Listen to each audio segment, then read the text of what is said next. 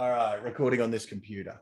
So off we go on another commentary track that no one asked for.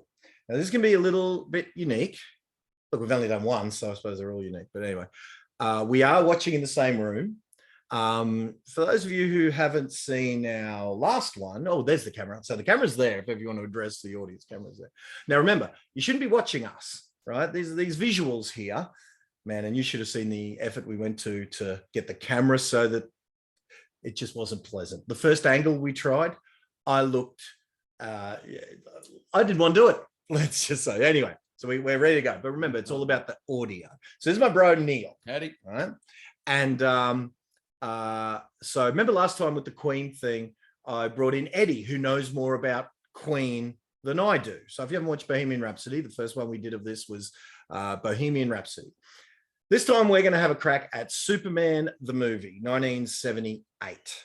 So me and Neil are going to talk about it for 2 hours and, where's the length of that? 153 minutes. So that's 2.5 hours. So the version we are watching is Superman, the movie special edition, streaming on Amazon. All right. So it's a 153-minute version. So if you're watching this version, right, the one disc widescreen edition or any of the other myriad, what you'll figure out, this one here is 137 minutes. So that means there'll be 20 or, whatever the maths is, 14 extra minutes or whatever, 17 extra minutes on this one that we're watching than you've got. So we'll try and guess the bits, because Superman's funny in that the biggest version me and Neil used to watch was 3 hours long. So if this is 153, that's an hour and 33 minutes. There's another 27 minutes in that one we used to watch. Yeah, wow. Do you remember, before we get into it, and I know we're not going to spend too much time wasting before we push play, right? Because we're going to talk for a long time about this while the movie's going. And we don't just want to go, oh, wow, there's Lois. Oh, like we want to talk about things. But what's the difference of how many different versions there are? Yeah. And how many versions were there? Like, do you know? Might be infinite. Okay. There's a lot of versions. So the longest one, though, we had one that was 3 hours long because it just fit on a 180-minute tape. Just. Yeah, on the video. Right? Yeah, yep. Yeah. So, and it was only telecast. The only time I've ever found it's not on DVD. It's not on any of the streaming services. It's never been in the box sets. Nothing. Yeah, the only time I've ever seen it was on Australian television, free to air, and it was 3 hours without the ads. Right. So our video. And we had that video tape. It's probably still around here somewhere. But anyway, so the version we're watching is the special edition on Amazon Prime Video. So yeah, but if you are watching your version and it's shorter, or even if it's longer, you just have to might edit along and push pause while there's a scene that we're watching that perhaps isn't on your version, so that's how it'll work. But, as always, now I got to tell, I'll get you guys up to speed. Neil's not drinking, which to your detriment, you, the viewer's detriment, that he's not drinking. Because remember with Eddie last time, the Queen expert, right, my best mate from school, I said to him, have 2 drinks before we started, right? Just to get him in the mood. He had 2 bottles. Yeah. Right, so he had like 10 drinks before we started. Yeah. So did that make it great? Was it? I don't know. You'd be the judge. Go back and watch Bohemian Rhapsody, the commentary track. No one asked for. So once again, these were inspired by Kevin Smith, who did some commentary tracks to Batman. Right, he did Batman. He did like 4 or 5 of the Batman movies. Yeah. Him and Mark Bernardin did commentary tracks. He wasn't in Batman. He didn't direct Batman. He just likes Batman. Who, Kevin Smith? Kevin Smith. And he did commentary tracks. Yeah. And I sat there and watched them. And they were great. So that's what inspired these. So similarly, and that's how I know that you might have to readjust, because if the version you're watching is different to the version we're watching, he'll be talking about a scene, or in this case, we will be, and you'll have already moved on, or vice versa. So we'll just be talking about stuff and you'll push pause and zip back or zip along accordingly. He kind of played Batman in one of the Morats, didn't he? He dressed up and swung in. Blunt Man and Chronic. That was the heroes that Kevin was. Yeah. He made a hero version of himself. He was Blunt Man and Chronic. It was him and Jay Mewes. Did he look like Batman? Yeah. Yeah. All right. So let's start it. All right. So we are going to push play on 1978 Superman the movie starring Christopher Reeve and all the gang. So we'll push play. Now we'll give you a sync up point, and it'll be the big W on the Warner Brothers, right? So you should see the W fading in now. Released by Warner Brothers just hit the screen. So it's kind of the sync up point. Warner Brothers just went away. Jeffrey Unsworth is now on the screen, OBE, and Jeffrey Unsworth is gone. All right, there's your sync up points. So now the curtains are on there. So there you go, bro. Do you remember? We didn't see this at the theater. Any recollection of when you first saw this? Well, how old would I have been? Yeah, 78. This was released. So you'd have been 3 when it was released theatrically. Yeah. But when did we get it? Probably 80. I did see Superman 2 on the cinema, on the big screen. I remember that. Wow. Who'd you go with? It was the Ipswich cinema. And I don't know, because I would have been too young to remember who. I thought the first Superman I saw theatrically was 3 with Pryor up at Coolum. At Coolum, yeah. Yeah, but I did see 2 at Ipswich cinema. I think Uncle Noel worked there and it was doing the tickets. Right. Okay. So we've just had the comic book read to sort of, maybe because this is really the first comic book superhero movie. So they kind of had to say to the audience, was that in our version, that moonshot? Yeah. Okay. Sort of saying, and then the classic, our solar system. And there are the credit title sequence that became famous, revolutionary at the time. Our young little brains, and it's just coming out. And isn't it interesting? Jor-el and Lex Luthor are credited before the director. Yeah, but that's Hollywood. And look at the star of the show. There's been the dad, Brando, the villain, Hackman. Yeah. Yeah. The director, the credit scene, the title of the movie, now the star. Now the star of the movie. Wow. Yeah. Who plays 2 roles, 2 leading roles. Isn't that's unheard of, really? I mean, I can't think of any other movies, and I'm sure they're out there. Yeah. There you go. There's Otis. So again, another name actor in Ned Beatty. Yeah, Jackie Cooper. Mum told me Jackie Cooper was a name actor as well. I didn't know. And certainly Glenn Ford was. Huge. Yeah. But all this isn't because we watched movies with Glenn Ford. Mum did. Yeah. Is Trevor Howard non? Who was Trevor Howard? Probably. No, non can't be credited before Lois. We gotta figure out who Trevor Howard is. Jack O'Halloran. No, that's non. Okay, yeah. Jack O'Halloran is non. Yeah. That's Miss Teschmacher. Yeah. Now I wonder who. Where's it? Did we miss Stamp? Because I think that's Ursa. Yeah. We must have missed. No, Stamp. Ursa is Sarah Douglas. Oh wow! Non-credits before Terrence Stamp. Okay. Wow, Phyllis Thaxter, is that the mum? Mum, yeah. And look, tell me about the score. Susanna York's Superman's mum. Yeah, Superman's mum. Yeah. Tell me about the score you're listening to right here. Tell me what the score means to you. John Williams. Oh, wow. Well, I'm speechless. See, it is. No words are coming. It's possibly, I can't think of a greater piece of music in theatre. And to me, I know that's subjective. It's very, but I can't think of a more iconic piece of orchestry, if that's even a word, ever. Yeah. Like, I mean, I may be wearing a Star Wars t-shirt, but it's got nothing compared to this. It's so similar. Same orchestra, same composer. But it's like, even was that a sparkler? The effect of that, was that just a sparkler? Well, as someone who has made a Superman movie with complete guerrilla effects, I would leave that expertise to you. I think it was a sparkler. Mario Puzo, did he write The Godfather? Yes, and that's why they use Brando. The Salkinds, and I think it's because the Salkinds love The Godfather. You know, they seem Ah. gangstery, sort of really. Yeah, so they wanted Yeah, Brando. yeah. But he made a great jor-el. I mean, let's face it. So, Yeah. but yeah, just getting back to this music. When in the Lego Batman movie, because all the heroes were in the not the Lego Batman movie, the Lego Batman game, number 2, Lego Batman 2. Never played it. So it's got all the Batmanies there, and it's number 2. So you're expecting the Danny Elfman score from Batman, and it's great, right? Yep. When you turn into the Superman character, they paid the money and they licensed the music, and off you go, iconically. And I got shivers. I wonder how much it costs.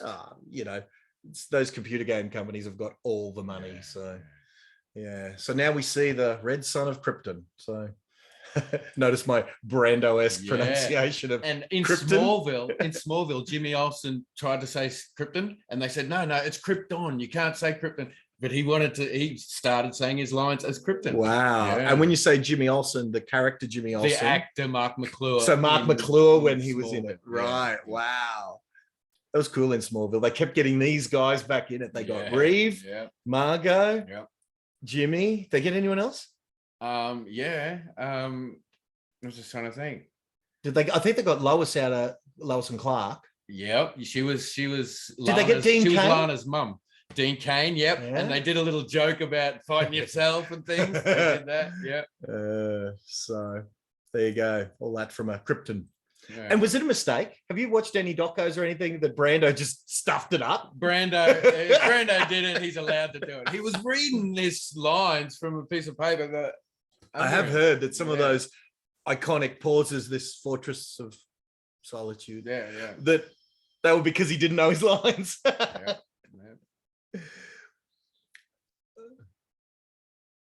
All right. So did they edit this scene out of any of the versions? Yeah, they lessened it. Did they lessen some of it? Yeah. Okay. Yeah. There he is. Look at him. The curl. I remember as a kid thinking, that's his girl, that's his dad. So words like sedition, insurrection, a lot of these words I had no idea what they are. Still barely do. Still don't. Yeah. Except for Star Trek Insurrection. You would accuse me of what does he say? You accuse me of insurrection. Is it insurrection? Or maybe that's 2 I'm thinking of. Because this was a different scene in 2, wasn't it? Like it was Donner cut. Yeah. Well, he's not even into in the non-Donner. Yeah, it was just these guys talking. Yeah. Yeah. There's the top billing non right there.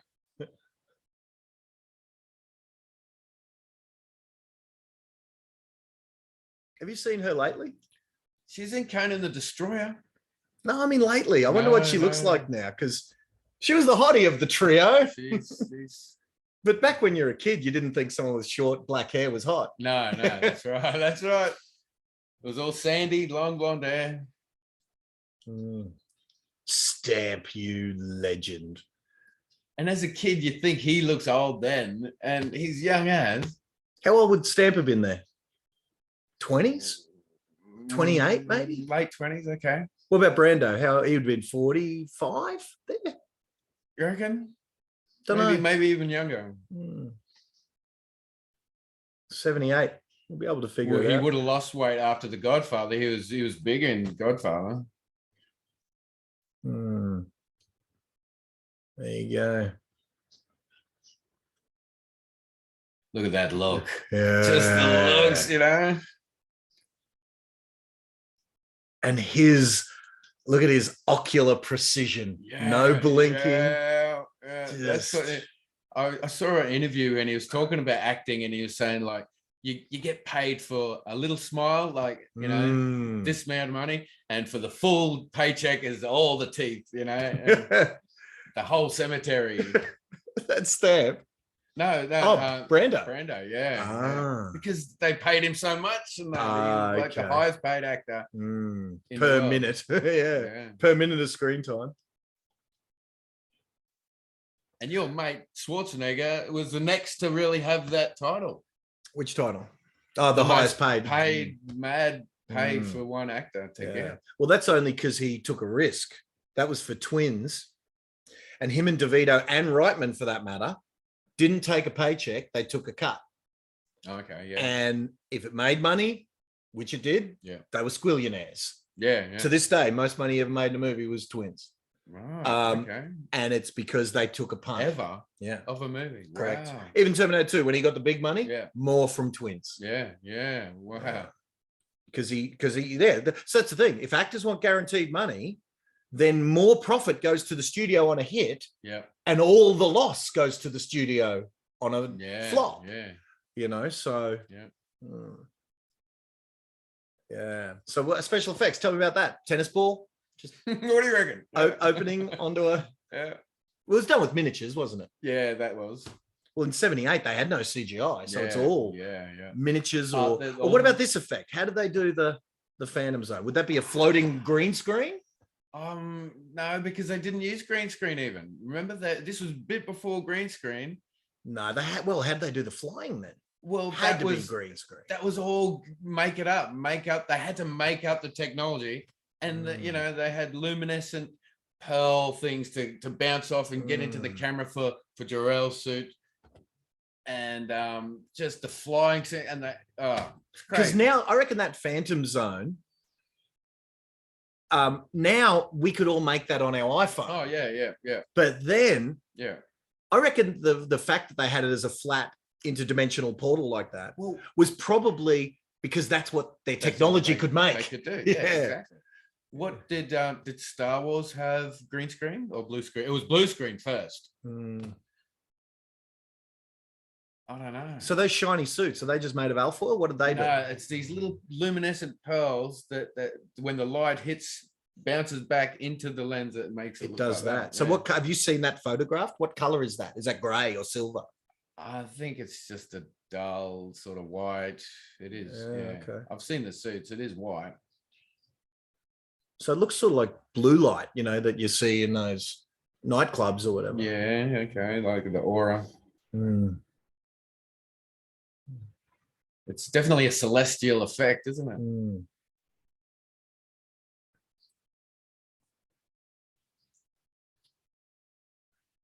Brando.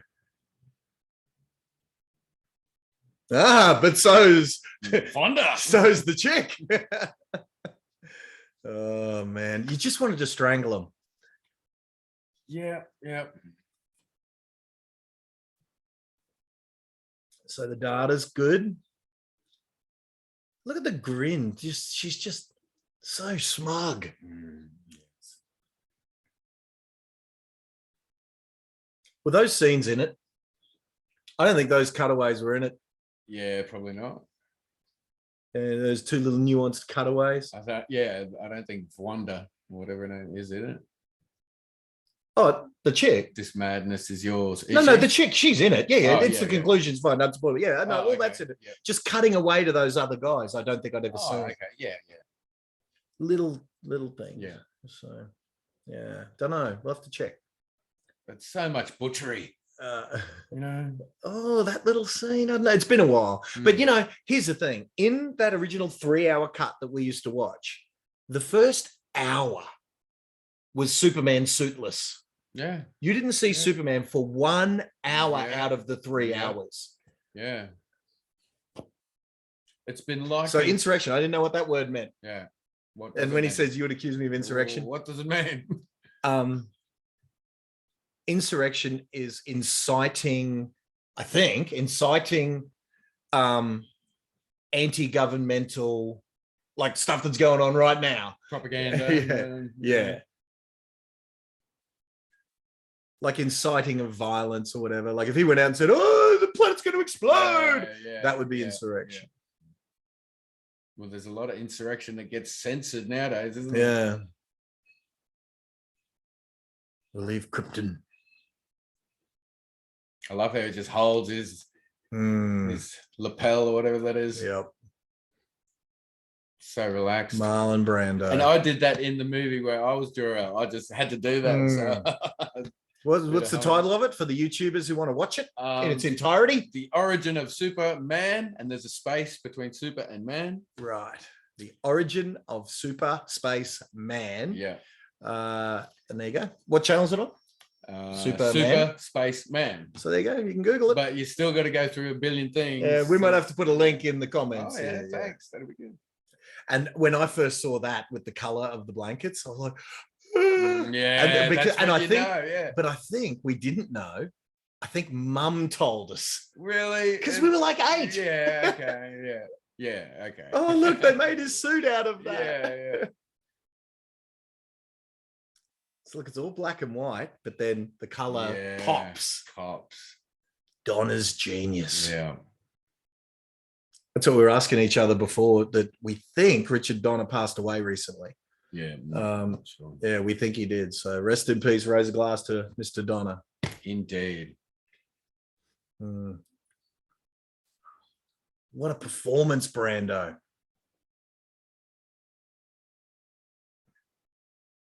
Did he look down at the script right then? Yes, he did.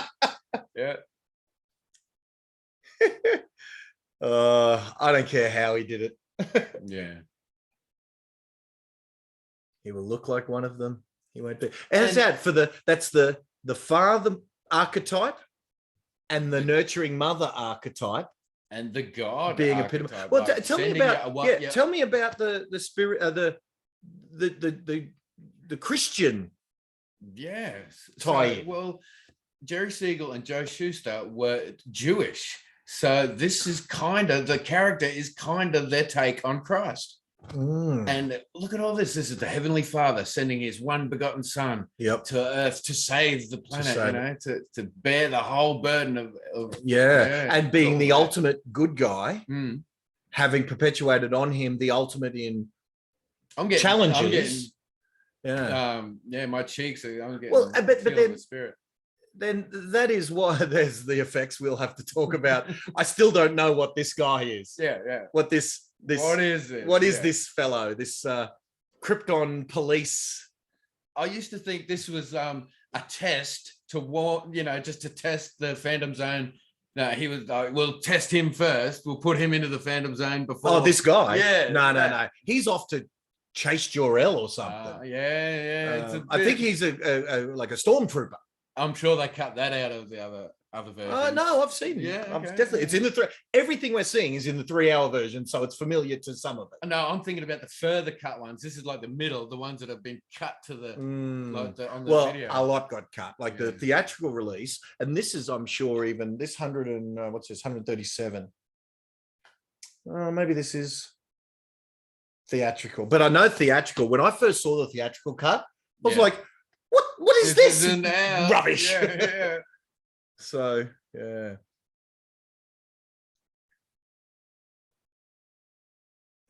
There he is. Oh, cute kid. You reckon they had the appropriate work with children things going on this set, or in '78 was it a free for all? They just tortured the kid, I don't know. So is he reading every word of that? Yep.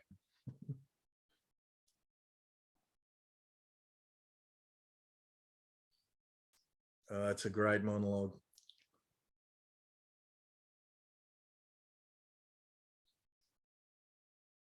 And it's in Superman Returns. Brandon Routh does this to his son. I nearly died. Everyone else hates Superman Returns. I love it because they resurrected Brando. Yeah. And they put those bits in Brando. Yeah. I don't care about the rest of the movie. Yeah. That was enough to make it one of the all-timers. Plenty of things that I do like about it. But yeah, when he said the father becomes the son, and the son becomes the father, and the father, the son, oh man. Yes. Who directed that? Tingles in your cheeks. It was the X-Men guy, I think. Yes, it was. Yeah. What's his name? Brian Singer. The X-Men guy. So obviously he loved this and two. Absolutely. He loved Donna because that movie was a tribute. Yeah. I wonder if it was Brandon Routh's or Roth or whatever. I wonder if it was Superman's idea to model, because I've said this to you before. His performance is a tribute to Christopher Reeve playing, he played Christopher Reeve, who played Superman. Yeah. And I'd say that Singer, that's what he exactly. You reckon Singer wanted that? Yeah.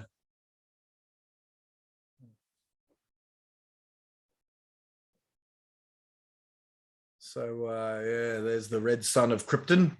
I think some of that is matte painting. Ah, of course, Yeah. yes. So that's where on the film they cut out a bit and they have a painting. Yeah. And then they find a line, like I suppose split screen, they used to say. Yeah. They find a line and then they fill the rest of it in with matte. That was a pretty clumsy cut right there. Yeah, so all these guys, I wonder, what's their thinking when they go, oh no, he was right. Yeah, yeah, and we as kids used to think that, like, now what do you think? Now yeah. Have you ever seen that model? How big that model was? Do you reckon it was that size? It had to be, doesn't it? I reckon, yeah. Rather than try and make that a miniature or whatever, they'd rather build a full size one and chuck it up. Yeah. Like that probably might have been a miniature and an effect or whatever. Pulled up on a piece of string. Yeah. I tell you, it holds up though. It does. It does. Think of all the superhero movies that we've had since, and they're all because of this. Yeah. Like, if those criminals are supposedly criminals, my kind of people. So you were saying, I don't know anything about it. You've done some research. The Salkins might be a bit dodgy. There was a couple in the making ofs. There was a couple of people who said, like, when the Salkins put their money in, I don't want to know how they got it. I just got the impression. And then when I saw Old Man Salkind, it was like, you look like a gangster. So all this is just visuals. That's all you're basing this on. No gut feeling that they loaned, and he was the like. Yeah, but visuals prompting the gut feeling. No, there's no. Is there whispers and innuendo? Yeah. Other than in your head, that this movie, they laundered all this bad money into the greatest good character. Okay, but evidence. And then they did Santa Claus the movie. Yeah, but was there evidence, or did you just think because he looked like a gangster and he hired Brando, or are there whispers? I'm not gonna say. Did Mark McClure say anything, or did no, little Mark McClure, little Jimmy Olsen go? Oh yeah, I think they were very bad men. No, I heard them say. I don't want gangsters, the family of the Salkinds, to find me. There's the effects. They deserve to fall. Good. I'll tell you some of these scenes. No, that was in it, definitely in there. Well, it was all in the 3-hour cut, so everything's familiar. And I was so cranky at the hour 30 cut or the hour 20 cut that I just refused to watch them. Yeah. Just like even the first special edition one that we got that had the extra. Yeah. A lot of the scenes that were in the 3-hour cut weren't even in the thing. They were special scenes. I know. Added features, but not in the edit. Yeah. Like put it in the edit. Yeah. Give us one. Yeah. Give us the full movie that used to exist. Yeah. For Australian television, they had it. And you know what I'd love as a special feature? All of this Brando stuff that's sort of in the background. I've looked on YouTube for the extras because I wanted to make a hypnosis, sort of like a meditation. Yeah, that'd be pretty cool. Yeah. All contained within 12 known universes and to get it in. Now, what about that effect there? That floating piece of fiery tissue. Hey? Fiery tissue, you reckon? Yeah. Let's have a look. Let's see if we can recognize any other effects. Some of those bauble things, you know, those little balls. Yeah, I forget what they're called. They're soft, squishy. Yeah, those squishy balls up close. Yeah.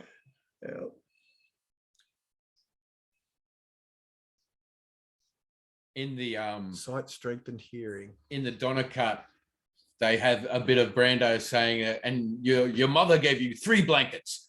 To signify and it's like they're the primary colors. And if you think of that, existentially, it's like, my words fail again. So the Donna cut. I don't think that was in our 3-hour version. I think it was. It just didn't look that good on broadcast Australian television. Okay, all right. Yeah. But no, all this was absolutely. And certainly that cut, I'm pretty sure. Well, what it would have been is pan and scan down to 4:3 rather than 16:9. Yeah. So a lot of times what you're seeing is we're not familiar to see the full 16:9 because that cut we had 3-hour was pan and scan 4:3 dimensions. Yeah, television to go through a little. So you young folk, if any of you young folk are watching this retrospectively, which is highly unlikely because who'd sit through not only the 1978 movie if you were 20 years old, but us talking about the 1978, highly unlikely. No. But in the unlikely event, 4:3, you'd have to do some research. TVs used to be ratio 4:3 dimensions. And so to get something like you're looking at now with the full 16:9 widescreen theatrical dimensions was unheard of. And so, a lot of times we would see scenes of movies, Superman included, Star Wars, all of that. And when we first got them in 16:9, and you'd see Star Wars not pan and scanned, it'd be like, oh, what's that? You'd see Darth and Palpatine and the General. And in Greece, how he does the flip into the... So in what Neil's talking about there, in Greece, in the 4:3 version, what's his name? Vince Fontaine. Vince Fontaine flips into the... Does a somersault. And we never saw that. No. Yeah. So now we're on Earth. And there's Glenn Ford changing a tire. Just if you're getting to resync, let's give him a resync point. Pray the good Lord, it seems fit to give us a child. There you go. Little Martha Kent hugging the kid. And there's the blanket as his little skirt. Yeah, this was our first introduction to Ma and Pa Kent. Mm-hmm.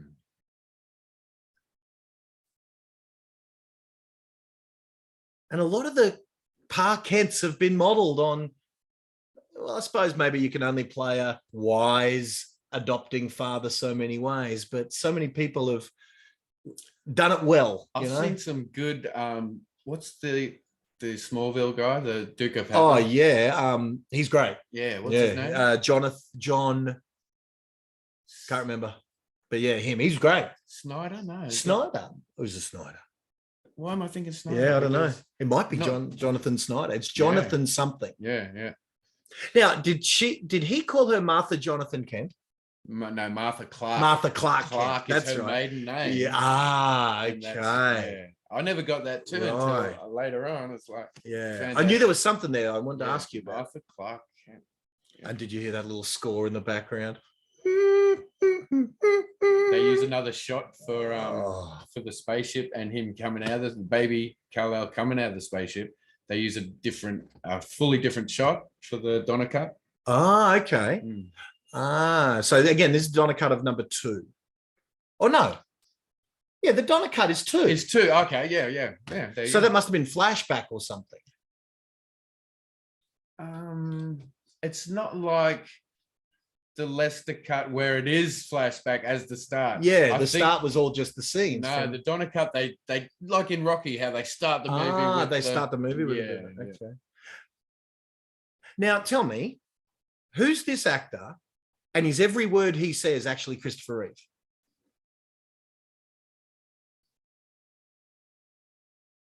No. I think that's Christopher Reeve. I don't think so, because I've seen a couple of movies with him in, and I don't know. But I'd never heard that. Did you hear that? I think that's Christopher Reeve. I think every word that poor bastard said was edited out. Like David Prowse in Star Wars. Yeah. The Darth Vader. He said, because have you heard the lines with David Prowse? Yes. Doing Darth Vader? It's horrible. Yeah. I do like how Lana kind of looks enough like 3. What's 3 chick? I forget now. Not Marielle Hemingway. She's in 4. Yeah. Annette O'Toole. Annette, yeah. She was in Smallville. We were asking before who'd been in Smallville. And she was Mom. Mark and they didn't know. Smallville people didn't know. They didn't know. They didn't know. No, that's impossible. And they said, we've got to get her now. Oh, they didn't know at casting time. No, they didn't know until she said, I actually played Lana once. Oh, really? And well, Oh, that's how I she didn't. got the gig. Like they said, "Oh, now we need you now." Oh, so it wasn't the cast. They weren't Yeah, three quarters of the way yeah, season no, two. no. And then The casting, yeah. So it's during casting. Yeah. Okay. So now here's the question for you. Mum always said that lady there, the mum of Lois, Yeah. was the old Lois from the old Superman show.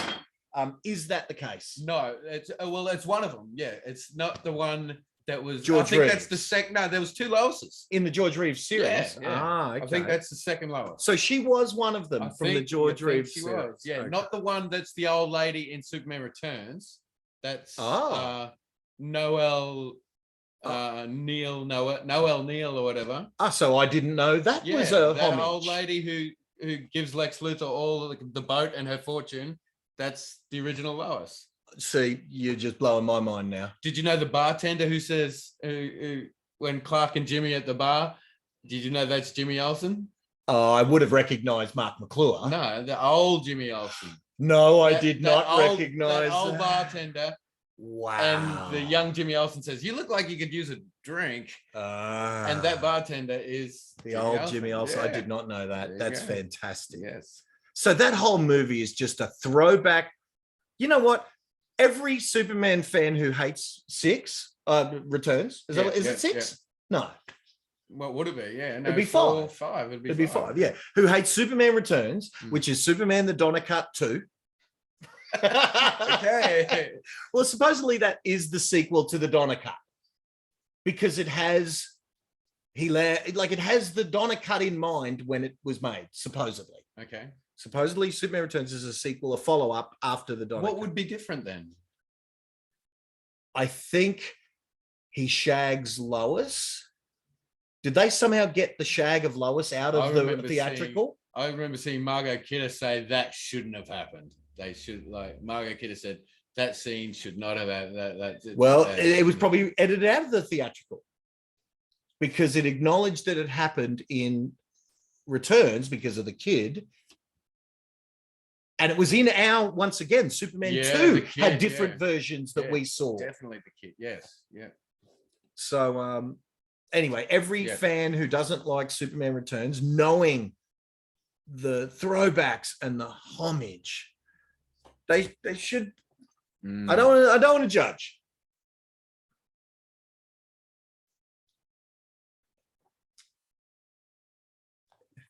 Is a bird showing off when it flies? No. Some wise old counsel. Do you think Uncle Ben in Spider-Man Raimi modeled this? Yeah. Very Uncle Benny. Yes, yeah. Or let's just say Uncle Ben is very Jonathan Kenty. Yes. You are here for a reason. There's your sync point, gang. Yeah. I don't know. I wonder if that was in the script. You are here for a reason. He says it with such conviction. And he says, maybe it's I don't know. in Anthony Robbins' Get the Edge, he says that with the exact inflection and the exact tonality that he just says. And I'm thinking, I'm sure tone is just his subconscious is just. No, I reckon he flat out did it consciously. Yeah, probably. Yeah. Now, what was the signal for Joel to get beer? And then, no, you were going to tap me.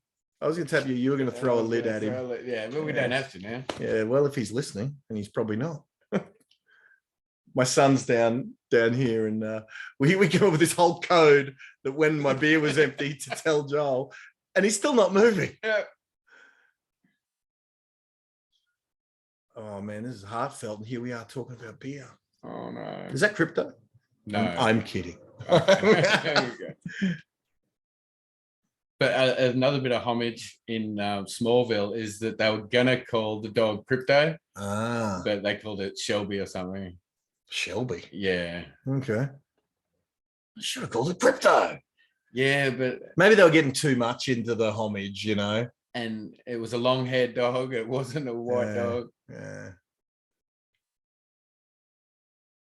Look at that scenery in the background. It's beautiful. Where was it filmed? England, wasn't it? I know. Yeah, I believe it was filmed in England because I think movies were cheaper to film there or something. Star Wars was filmed there. Okay. I'm sure this was filmed. Yeah, well, that's why Tamworth got Superman Returns. This is so cheap. How much of Superman Returns was filmed? Smallville was Tamworth. Yeah. Did not know. So you see why I got Neil here. Neil's filling in the blanks. I just watched this thing 1,000 times. So, yeah. Now, was it a Spider-Man that someone said that? All those powers, I couldn't even save him. Was there a Spider-Man where that quote was? I don't think so. Well, Joel, do you remember? No, he's shaking his head because he refuses to be on this, by the way. He's got the sound feed and everything. He just didn't want to talk. That's my son. Well, it'd be pretty bad for him to have to watch it with no sound. Oh, for sure. Just listen to us rave on. Yeah. Yeah. It's bad enough. He's probably sitting there saying, shut up, you two. I want to watch. Yeah. So Tamworth got to be split. Now I've got to watch it again. Mm. And Ian Roberts was in it, the Ian football Roberts, player. Speaking of that, when Singer was writing the script originally on the plane, he didn't know what to call the Lex's henchman, so he just called him Otis. Like, I did call him Otis. Yeah. Why not? That's classic.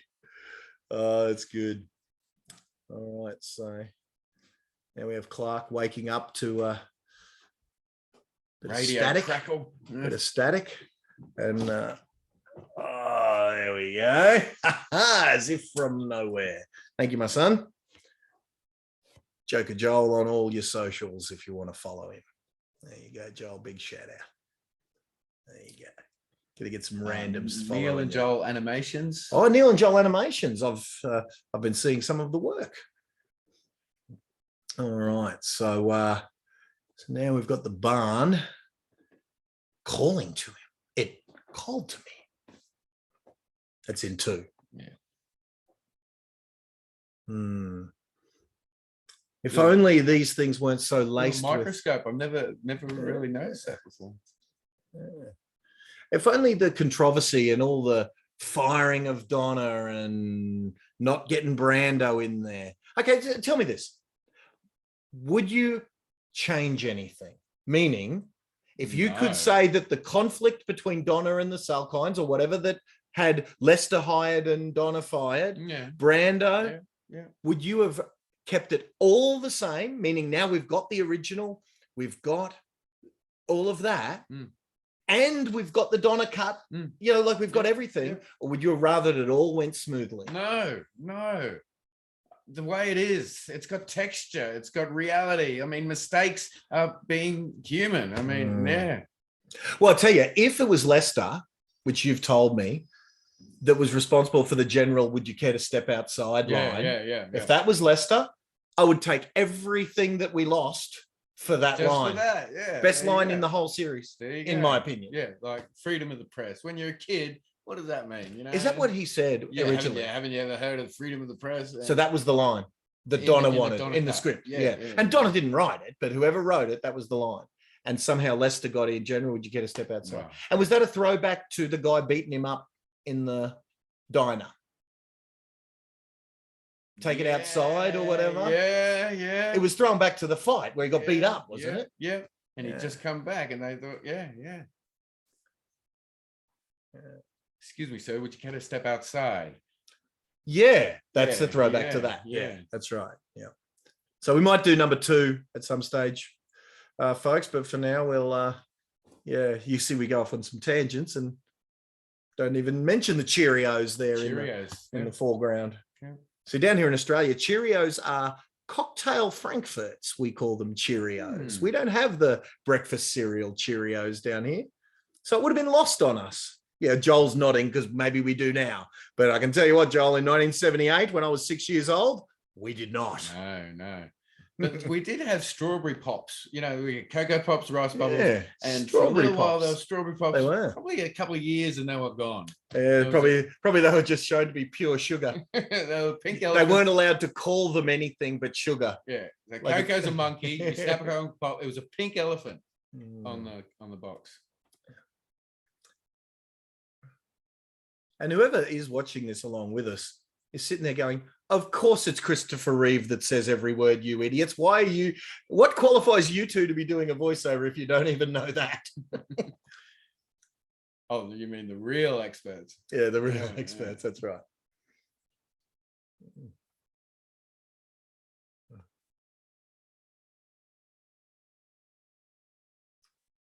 There it is, cinematic widescreen. I never saw it in the theater. Ben Hubbard. Now I'm hearing little bits of Christopher Reeve. Good man, Ben Hubbard. Yeah, yeah. They did a mention of him in Smallville. Did they? Yeah. Oh, I love it. Yeah. And I don't know if he's ever been in the comics. I think it was just a name they chose here. Yeah, they're talking about. I tell you, given the effects that we just saw up in Krypton and all of that, yep, these acting performances are phenomenal. Yeah. Like, I mean, look, they paid the money. They got Gene Hackman, Marlon Brando, Glenn Ford. They got the good, almost Shakespearean actors. I think Terrence Stamp was trained Shakespearean. Okay. Yeah. Like, they paid the money and they got talent. Yeah, yeah. That's the thing. If Brando, the way he did it, ad-libbed, it wouldn't have been as good, would it? If he learned the lines, well, you know what? Yeah. He's it would have been a little more mechanical. I don't think. You know what? We can never know. No, that's right. But I think he's good enough. Like, he's one of the all-time. You know, he's all-time. And look at that. We missed all of that epicness, that sweeping shot. Yeah. Who was the director of photography in this? Unsworth. That was Jeffrey Unsworth. Yeah. Okay. So his when did he die? Clearly that was at the start. So after it was done. Soon after. Yeah. So he didn't do 2, or did he do some of 2? I think he did the 2 that was because it was back to back. I think he did all the parts of 2 that was Donnery. Donner. Yeah. So he didn't do the 2 with the cellophane. That was in Family Guy. off the symbol. Yes. I tell you, I don't know if I've still got it. No, I don't think I do. I think I sold it. But I had the 4 LP soundtrack. Yeah, the record. The 4-sided double album LP soundtrack. Yes, I used it as a backdrop for a photo of my 18th cake, which had Superman symbol on it. And so you had that behind the cake. Yeah. The photo. I think I might have to buy it again. I just sold it not so long back when I moved. Okay.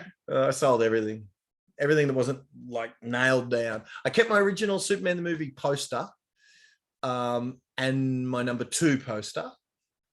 Yeah, I sold a lot. Well, there's his blankets. Did we ever know that was? Yeah, definitely. That was colored. Well, I didn't. Well, and there's the thing. In our 3-hour epic that we watched 1,000 times, it was recorded off telly. Yeah. 4:3. Fuzzy. Like fuzzy. Yeah, it was fuzzy. It wasn't beautiful like this. Like, this is HD off Amazon Prime, so it's even better than DVD. So let's not watch Superman 4 on this. Yeah, let's not. You never know.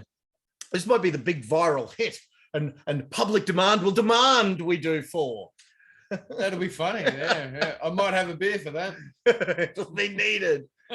I was so looking forward to 4, and it had so much potential, but just budgets. Did the Salkinds do that? Maybe they had a bad year in their crime organization, allegedly. They cut it in half. They cut the budget like straight in half to do another movie. Just I forget what it was. Yeah, Howard the Duck. Yeah, was it Howard the Duck? I'm just guessing. I don't know. I'm just saying it. It might come to me actually. Wow, what did they do? That's wrong. Yeah, because I remember we got I got a still of Superman holding the letter. I wanted to see that interaction, because it just cuts from whatever to the headline of the Planet that says Superman says drop dead to kid. Yeah. Supposedly it was all filmed. Superman telling the kid not to drop dead, but saying I can't because I promised it is forbidden for me to interfere with human history, which will be coming up. The photos of that are in the book, in the novel Superman 4. You get them, and you say, hang on, where did you get that? In the novel Superman 4, does it describe that scene? No, him telling the kid. I think so, and they've got photos of him with the letter. Like, I've definitely seen him flying with the letter to fly to see Jeremy. Yeah, I had a still collectible. Yeah. Mhm. John Williams, he must have passed away, hey? You know that John Williams isn't with us. I don't know. But anyway, alive or dead John Williams, take a bow. His music in this, it can't be overstated. It is as much a character and an actor in this movie as any of the Getting humans. tingles in the cheeks again. Yeah. Like, listen to that. It is as much a character identifiable in this movie as the humans. Yeah. It's more tone setting than the special effects. I'm reading this book called Listen to This, and it's all about the history of music itself. And they're talking, you know, about the Beethovens and that they're getting up to. And I haven't even got up to modern day and a bit of it, but I haven't got to John Williams yet. And I'm sure it's gonna. Wow. But yeah, it's going to be very interesting. Yeah, there's something about music. I've heard Jordan Peterson talk about it where it's unexplainable to our conscious mind. We cannot understand how vibrating waves of varying tones, which makes a frequency, and how that sinks in with when it's supposed to fit and not supposed to fit, tension and release, and all of these things. But John Williams, consciously or unconsciously, this is probably almost, you know, the Bible of cinematic score setting. Well, to contrast all that fancy, lovely wording you just did, when episode 1 of Star Wars came out, he based some bit of music on the flushing of his toilet. Yeah. Well, but that's the thing. That's what music is. It's supposedly it resonates with us because it mimics life in many ways. Real. Archetypically, whatever the word is. Archetypically, I think is just the word. Off subject. Sean Connery's Highlander thing that was recorded in the Dunny. Oh, it was, yeah. Dunny is the toilet. Oh yes. For the John, the lav. The lavatory for our English viewers. I can't believe we're talking about this while Brando is doing the most that epic. See, he just said they're important matters, to be fair. But merely matters of fact.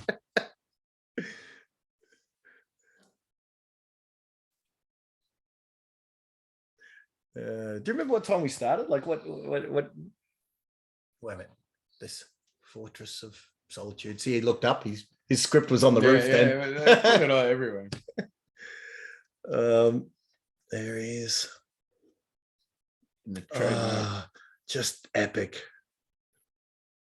Okay, so now here's the question. Ours was Who Am I? That was different tonality. Really? That was a different one. Yeah. We'll have to check after this and see. Different... We'll check because we've got the DVD here and we can check against this. Now, here's my question. Did Superman 2 answer it?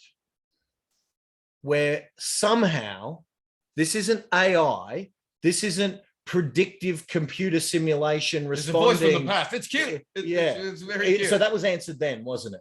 It was a recording where he could somehow predict what Superman, what Clark Kent was gonna. Didn't they say that then?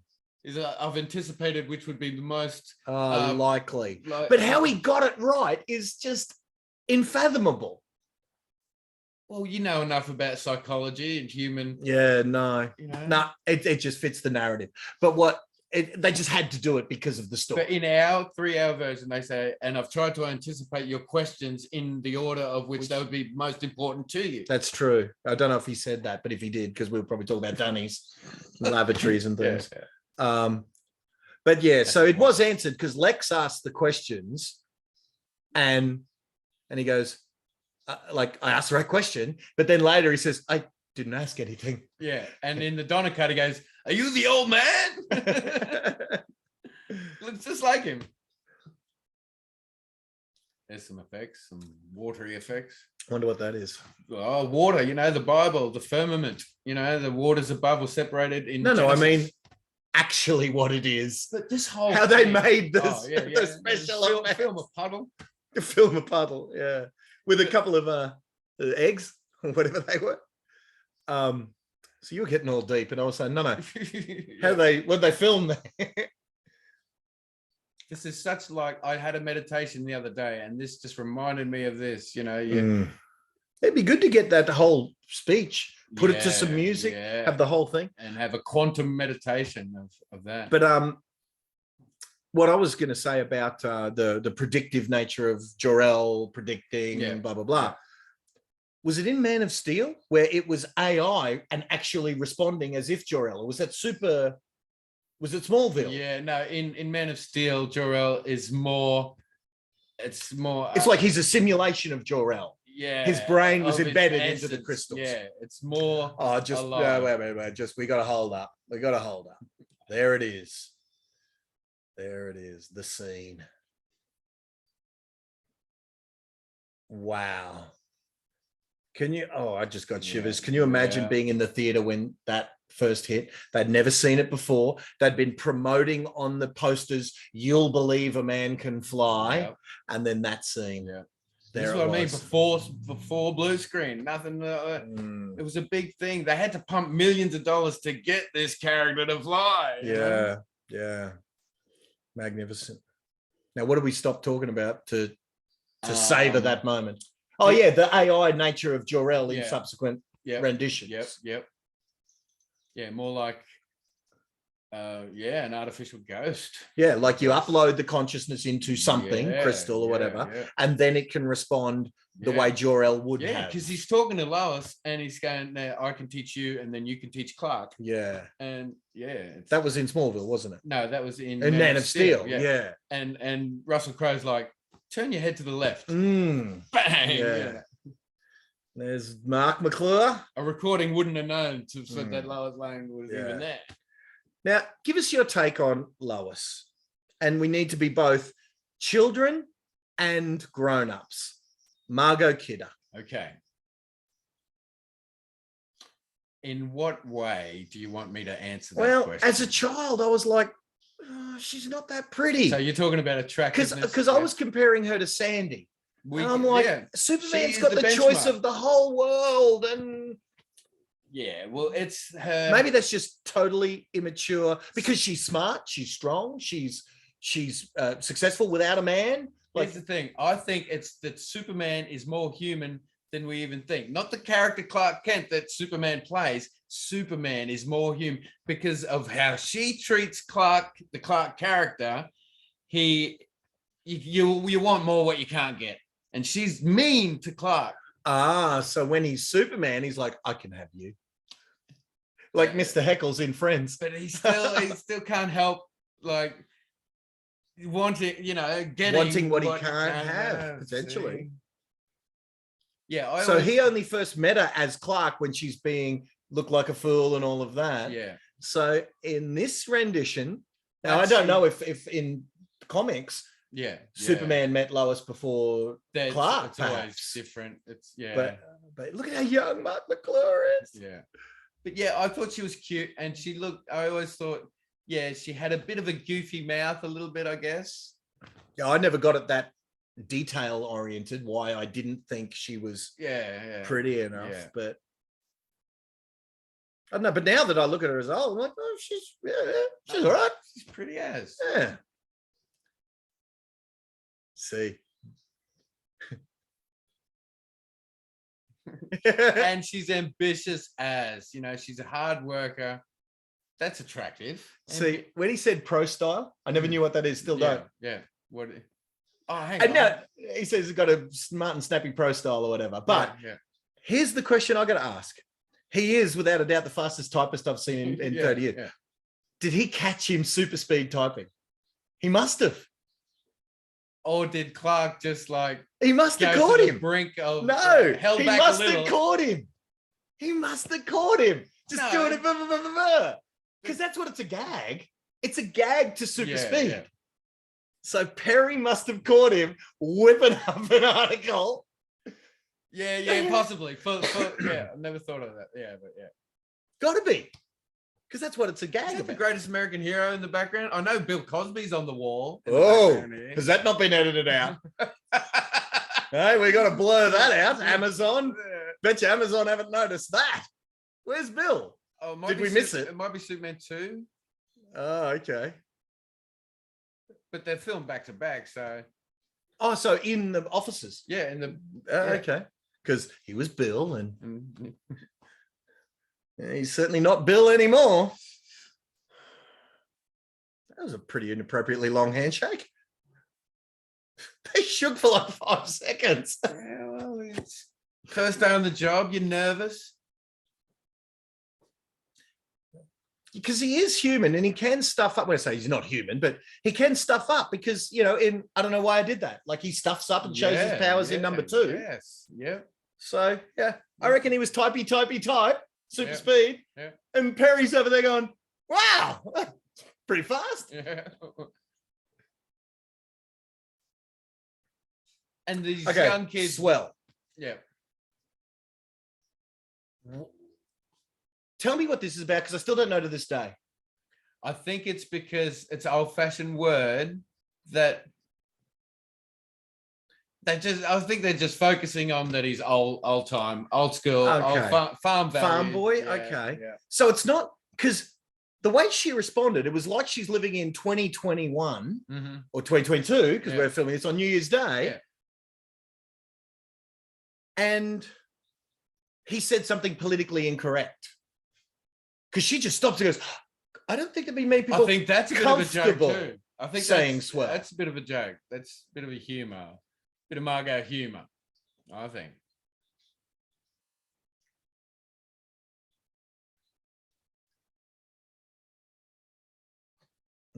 I felt actual fear then, like the gun was pointed at me. That probably says more about you than the movie. Yes. All right. So who's this guy? Was he in anything? We ever seen him again? I don't think so. No. Well, tell that to the United States President, Clark. He just said, you can't solve society's problems with a gun. And there are many people right now that would beg to differ. There you go. But talking about extras that have had just great things. You know, the guy in Highlander who gets stuck by the Kurgan with the pipe? And he goes, that guy got up, man, after I put so much lead in him to drop a rhino. No. And don't say anything about guys glowing in the dark or anything like that. No. You don't, but do you remember that there Not was... the old guy who goes clean shave. Not the old cop. No. Okay. The guy who's the survival nut. He's a survival nut, but he's a good guy. No. The Kurgan sticks him. Well, Kurgan sticks a lot of people. Yeah, he's in the hospital and they're saying, is this the guy that stuck you? And he goes, no, the guy had a cut on his neck. Oh, yeah, that ain't him. Yeah, I know the guy, but I can't picture him. Well, that is the guy in Star Wars. Rogue 2, we found them. Repeat, we found them. Wow. I mean, what a career to have. And he's got another one that's almost the same sort of bigness. It's like, wow. Just as an extra, you could just have such a life. See, there, look, you know, there's him outing his powers again. He's being so frivolous. I know, yes, yeah. But you need some comedy, and the blend of this was just the right amount of comedy to still be real and not to be fair enough. Fair enough. And there he is, the great man. Ned Beatty.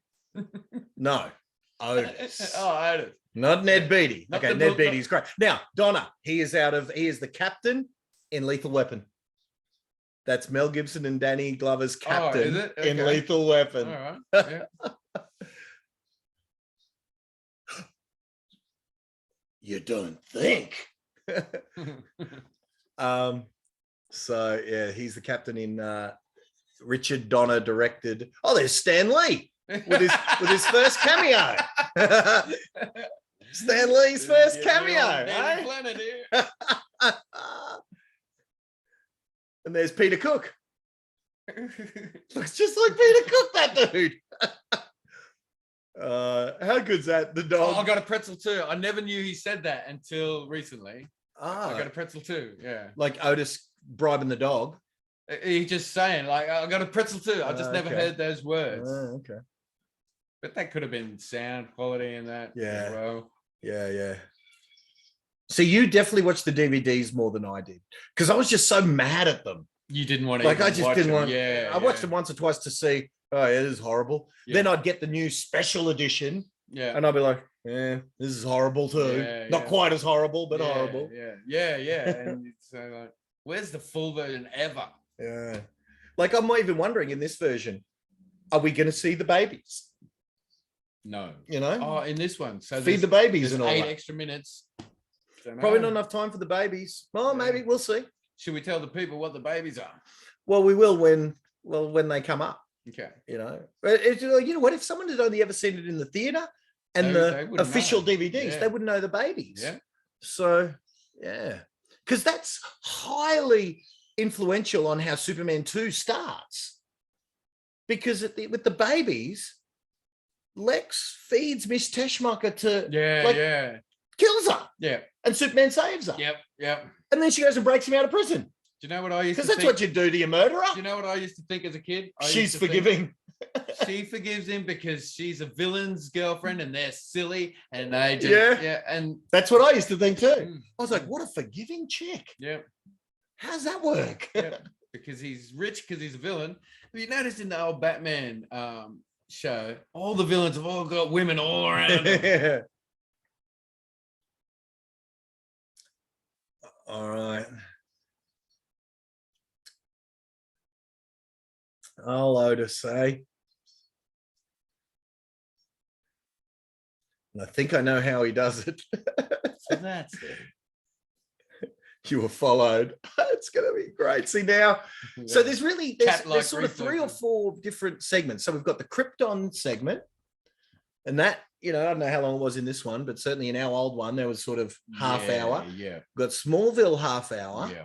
We got now New York-y kind of thing. Yeah. A lot of when I watched the making of Superman, they were talking about it's as if it's a 3-part play. Right. You know, Krypton, 3 acts. Yeah. 3 acts. Yeah, that's what I meant. Krypton, 3 Smallville, acts. New York. 3 acts. Yeah. Or when I say New York, Metropolis / California. Yeah, and they're talking about when it becomes Metropolis. That's when the jokes start flying. Where it stops being so grandiose and epic. Yes.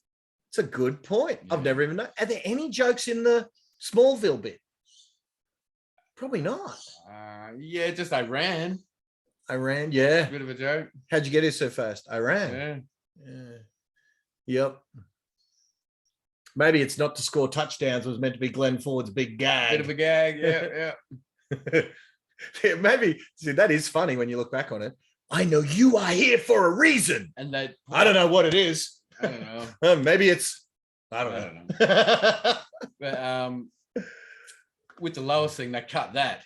There's like Lois Lane. Lois Lane. You certainly have a writer's gift for imagination, don't they? What? That wasn't on there. No. Oh, maybe we missed it because we were talking about lavatories. No, they cut it in a lot of them. That's okay. just in our. Okay, so in the original. Yeah. Yeah. So Lois Lane. Mommy, this little boy was out there running as fast as a train. Faster even. Lois Lane, you certainly do have a writer's gift for imagination. Up.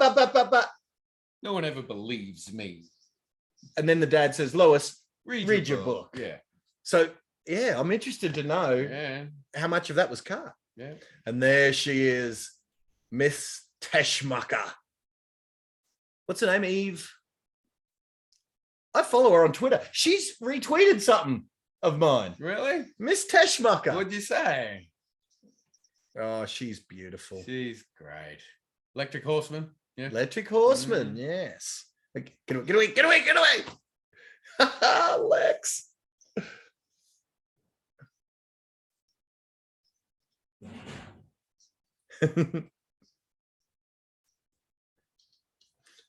Well.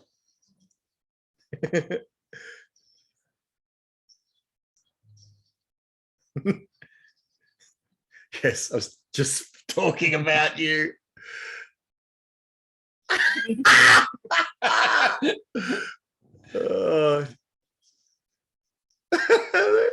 See, all of this was lost on me as a kid.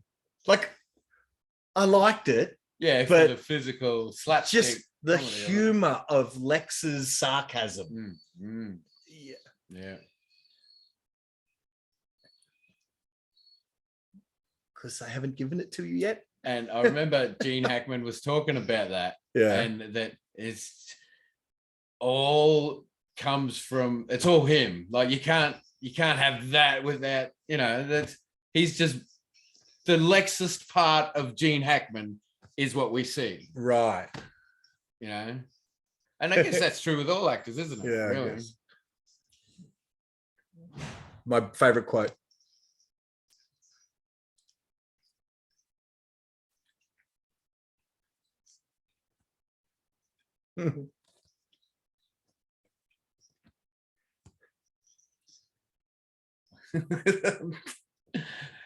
I thought, why have I got a memory when Otis said land of Lex being dissatisfied with him interrupting?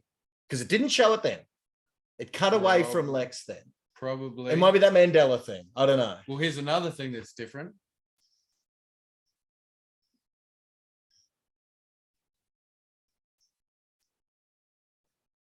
What more could anyone ask? So what? Then she says light, sunshine, and they on the town instead of under it.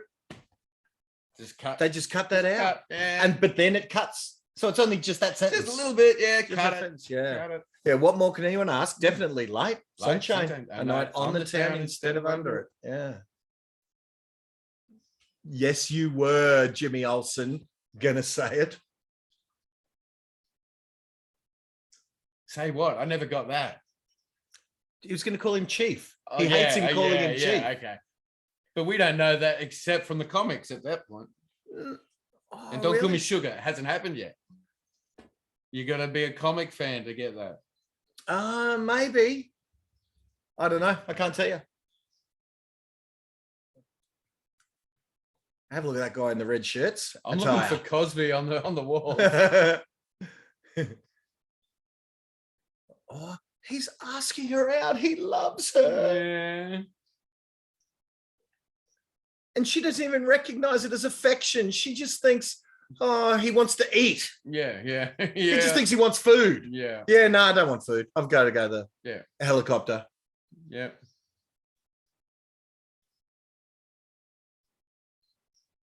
I can, Lois. I'll show you when you fall in love with me. Yeah. You're right about that. All this mess, he said, I'll show her. Yeah. Lois. Man, I tell you, I wouldn't fall in love with her. I'd just, I'd just have my way with her and then say, now what do you think? Right, I'm out of here. Yeah. Billy Connolly's wife, where are you? Superman 3. Little Superman 3. Deep cuts there. Yeah. I didn't know that till Dad told me. He knew who a name and everything. I said, Pamela Stevenson. Yep. The second shag of the Man of Steel. Remember in the Mad comic when it says, do you know how many birth control pills it takes to stop a super baby? Yes, All right. Cuckoo. Now, if you're wondering what that sound was, that was one of our get me a beer signals. And now my amazing son is trotting off to grab one. So it's good. All right. So we're about to come on that epic night where he says, you wouldn't believe how good it felt. Yeah. I'm thinking of in Batman v Superman, I think, is when Perry's saying the roof, Lois, talking about the helicopter on the roof, and I think it's a nod to this. Okay. Yeah, it's Batman v Superman. Thank you, my son. And she wants to get to Gotham, and he says, "Oh, just go the roof, Lois." As in chopper on the roof. Yeah, maybe.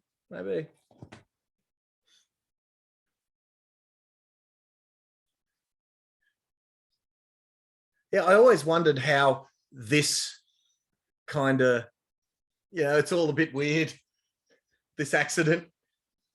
Yeah. I mean, they're just filming shots of the wire. Yeah. But they got the point across. Yeah. Chopper's in trouble. Yeah. Bad. Yep.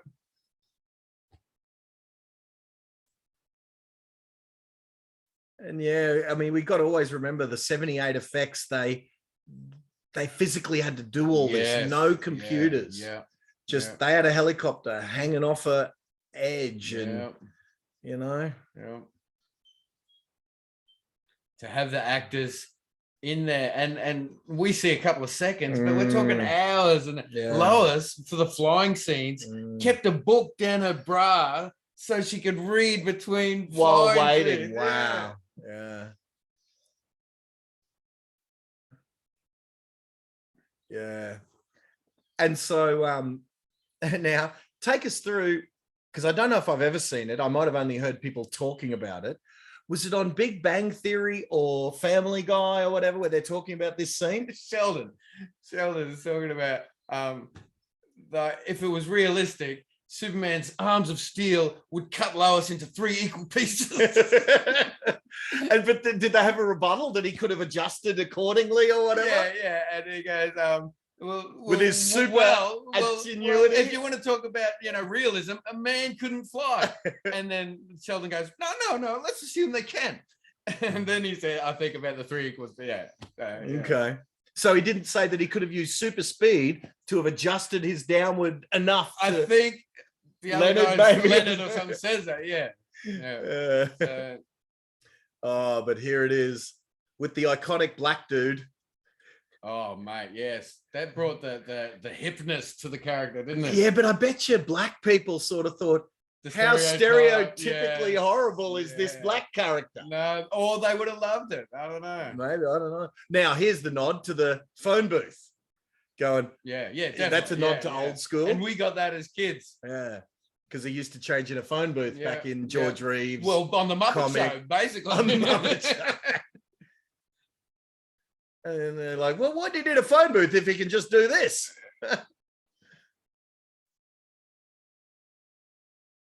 Wow. Say, Jim, that's a bad outfit. Because it's authentic, man. It's delivered so well. I don't think anyone would take offense of that. They would now. Of course they would now. Yeah. And so now 3 equal parts. Oh my God, he got her.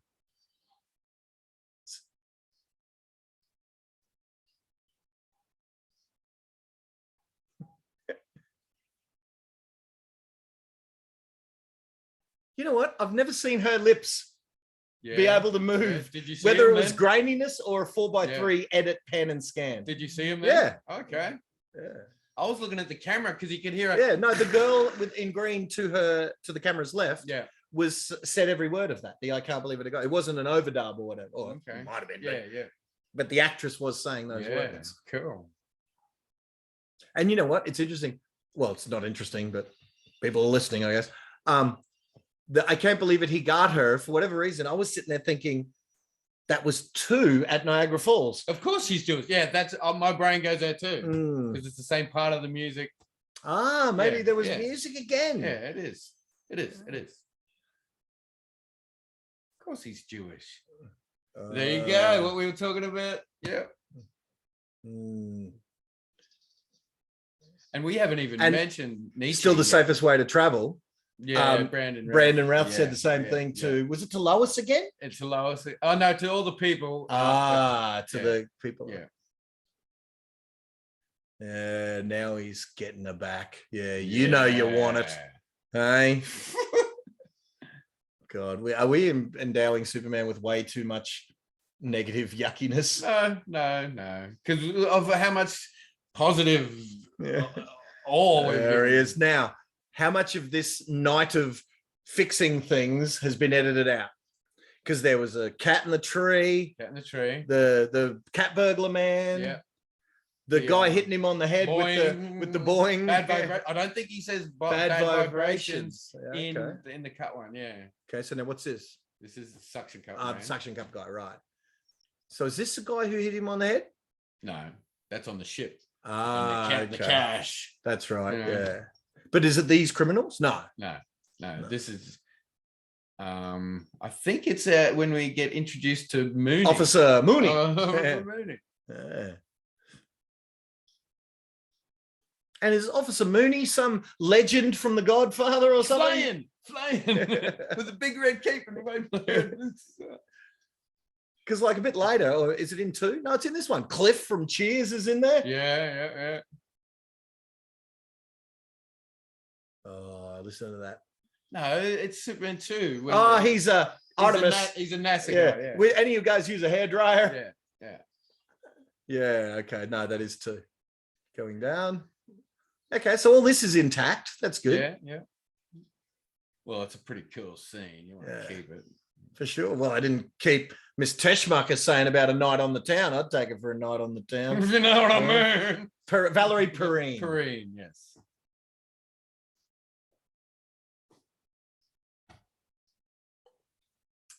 I'd listen to this man. He's probably out of Bonanza or something. Yeah. Mum would have told us. Yeah. Did you ever think as a kid when he said man that's Chris Superman trying to be a bit cool, like I'd listen to this man. The man, like no, trying I to be a didn't. bit hip. No, and I'd say I'd listen to this human, this person. No, I didn't mean it like that. I'd listen to this man. Yeah, like no. I'd listen to this man. So what do you think he means by the man? I'd listen to this person. I'd listen to this man. No. Confession is good for the soul. That means when this man here, this human confesses, it will be good for his soul. I thought I'd listen to this man. Like, no. You're a copper and I'm a law enforcer as well. I'd listen to this man as in I would listen to this person tell you what he needs to tell you to confess. There we go. Can't believe you thought he was being jive. A bit jive. I listen to this, brother man. Yeah, but you're really exaggerating. Peeps. Yeah. All right, so this is the guy they're hitting on the head with the bad vibrations. Yeah. Okay. So what else was there other than the cat in the tree? So the boat, the gunfight, the cat burglar, the cat in the tree. Doesn't it remind you of Batman when they're counting the cash? And the bat. Oh man. Oh, I never saw that reflection before. I did. I've seen that, but I've never seen the reflection. It's just because of the HD. Yeah.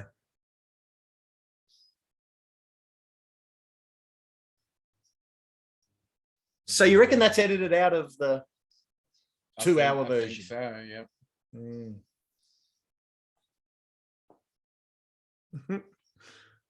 How about that guy's shirt? Looked like my shirt before when we had the alternate camera take.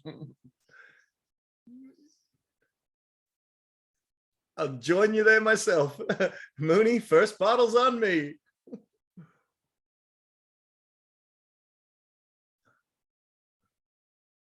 Fantastic. Naysayers, eh? Did he say, let me get my hat or let me hit my hat? Same. I don't know. Yeah. I never knew either. Yeah. I always thought, let me get my hat, but then he said hit. I used to think hit. Oh. I used to think, let me hit my hat. Like, what the hell does that mean? Oh, the cat in the tree. Yeah. That has been edited out of some, hasn't it? It's been lessened, I think. Yeah, no, it has been taken out. Yes, just taken out. And then, or have they edited out the parents hitting her for lying?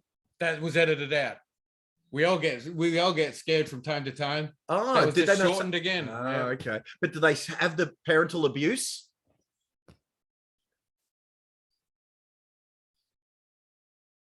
Yeah.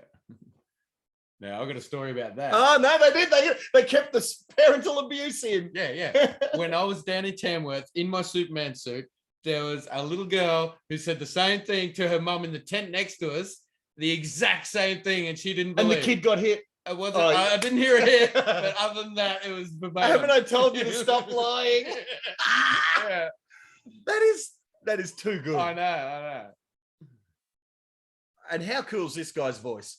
I always thought that fly. Yeah. Don't look, just fly. What a voice. Mm. Actually, you've got a bit of, just lean towards the microphone there and give it a fly. Fly. Don't look, just fly. We've got something. Not saying what it is.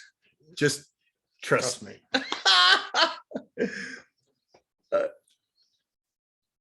He's got a pretty good voice too. They must have just got the voice guys. Yeah. Well, actors,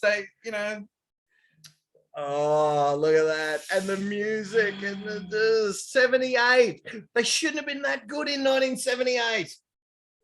They were though. Oh, You throw enough money at things and you can. No, not when you can't. Here it is. Do we get the engine back?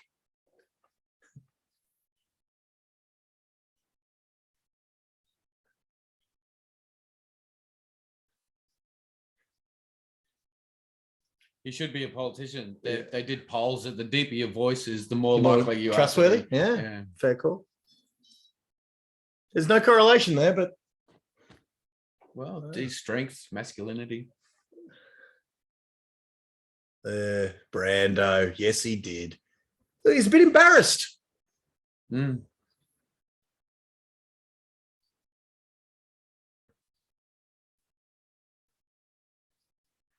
How good it felt. See how he anticipated. He even anticipated interrupting. Yeah. He couldn't it? So be it. Brando. I want to tell Lois.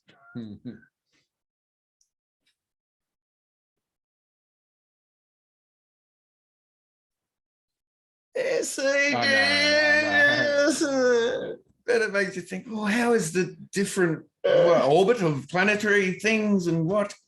Well, different rotation or whatever, but why would he have, if he's so smart, why would he have said 28 and then thought to himself, it's 24.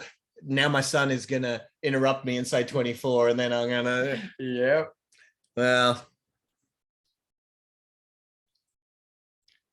I just love Do not punish yourself for your feelings of vanity. You know, when I first watched this, I didn't know what vanity meant. Neither did I. Krypton. I don't think we learn what the word vanity means till we hear the song, You're So Vain. I probably wouldn't have even put two and two together. Vanity is vain. Oh, okay. Or the female lead of The Last Dragon. Vanity, yeah. Prince named her that. Did he? Oh, that's right, he did, yeah. Oh, and he's wanting to hug him, but he can't. Oh.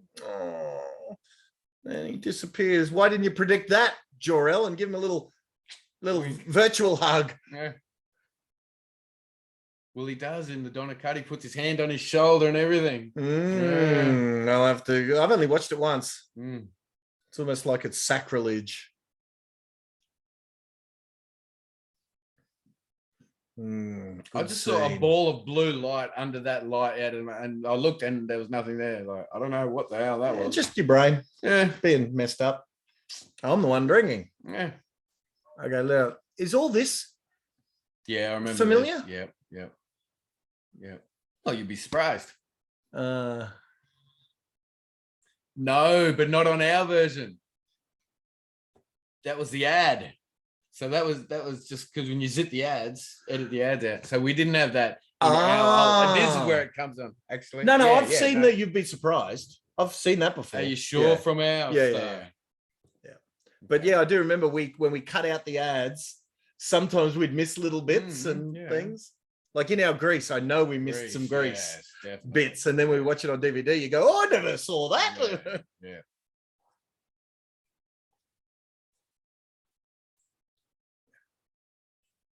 If anyone was going to perpetuate such a fantastic hoax, it would have been me.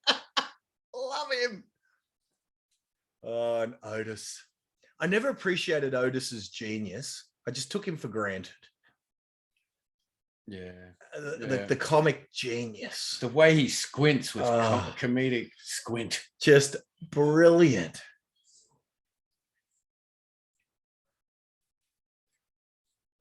And Lex's arrogance thinks it's got something to do with him. Like that he's here at this particular time. It all fits. And all that. Oh, that's how I feel so much about things. It all fits somehow. It's true if you... No, I don't want to sound too... Not on your life, Otis, which I would gladly sacrifice. Here's another thing they cut out. Ready for this? What, could you wait till I get out of the pool? You'll see. Now let's see if you can guess. Okay. I've been telling you a lot of these get things. Out of the pool. Yep. Boom. What's missing?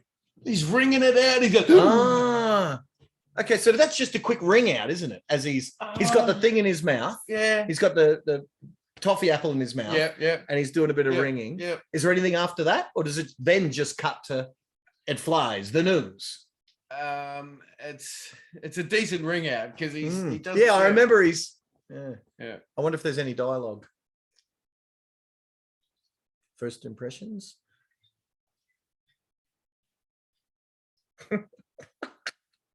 Oh, and Otis, my boy. Next time you wait till I'm out of the pool. No, he said that. Oh, he said that. Yeah. Okay. Oh yeah, he said that, and then yeah, just the ring out. I think. Yeah. Tonight at 8, your place. Hopefully, a friend. See, my brain's missing things that actually we're watching. Yeah. Batteries.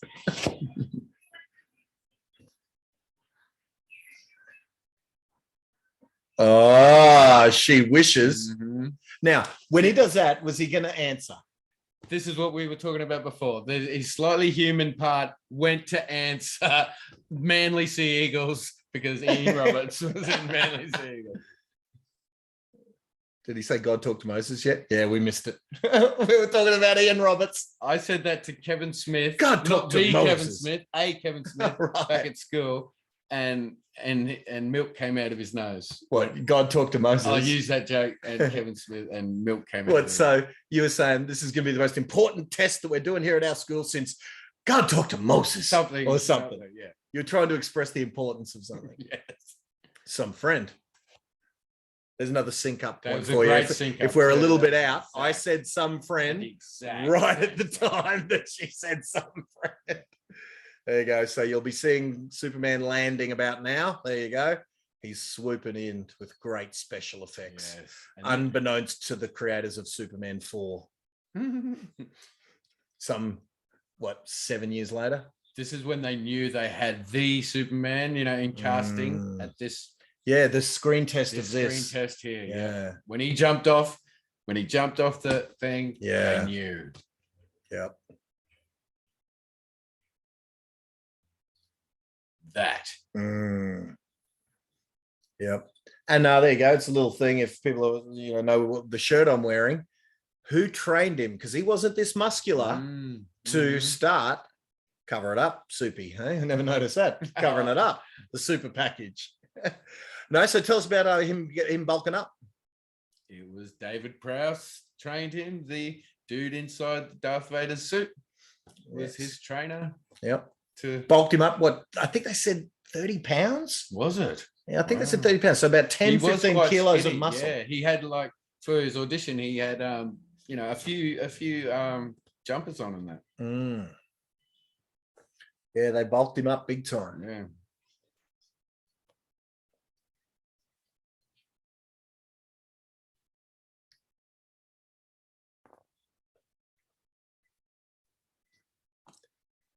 Is that him saying, it'd be you? It's great. Yes, that's exactly what he's doing. See, yeah, look.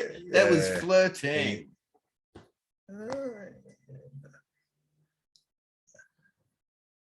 Now, I never even thought of that, but someone said the "how big are you" thing was a reference to naughtiness, and then she changed it to "how tall are you." Maybe, yeah, maybe.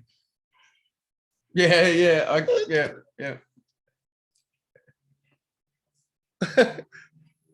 And this too. Yeah. I used to think that. Because what else is a bodily function besides eating? Peeing and pooing and the biggies. Shenanigans. And that, yes. Do you reckon the grown-ups who saw this were expecting a different word other than eat? Yes, I do. Of course you do.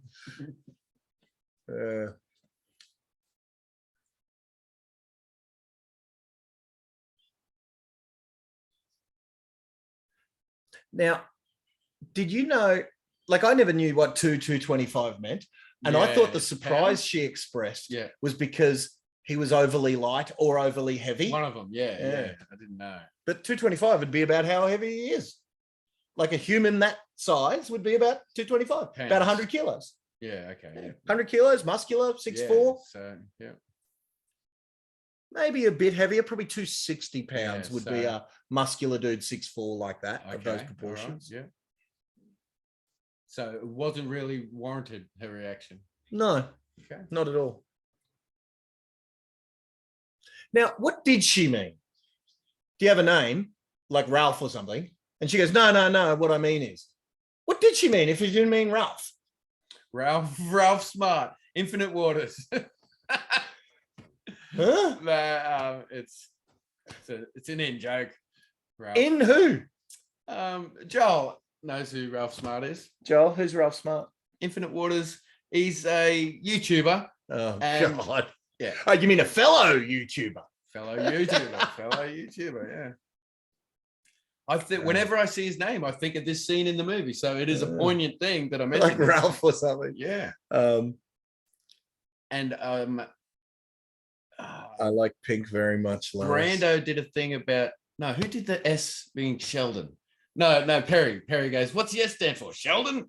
Ah. You know, and I always think of Big Bang Theory when Right. Okay. So even then she was mocking politicians' commitment to truth and justice and goodness. Even in 1978, she was saying, oh, yeah, as if that's going to happen, Mr. Yeah. So the world started to go to shit way back then. Yeah. Well, they go together like politics and corruption. Franks and beans. Death and taxes. So, all right. So tell us about the ill-fated musical number that was going to be. Snap. Superman. No, there was going to be. Can you read my mind? Didn't start off as a monologue voiceover. Okay, yeah. It was a song that they were about to break into song, as the story goes. What? I thought you meant the Broadway.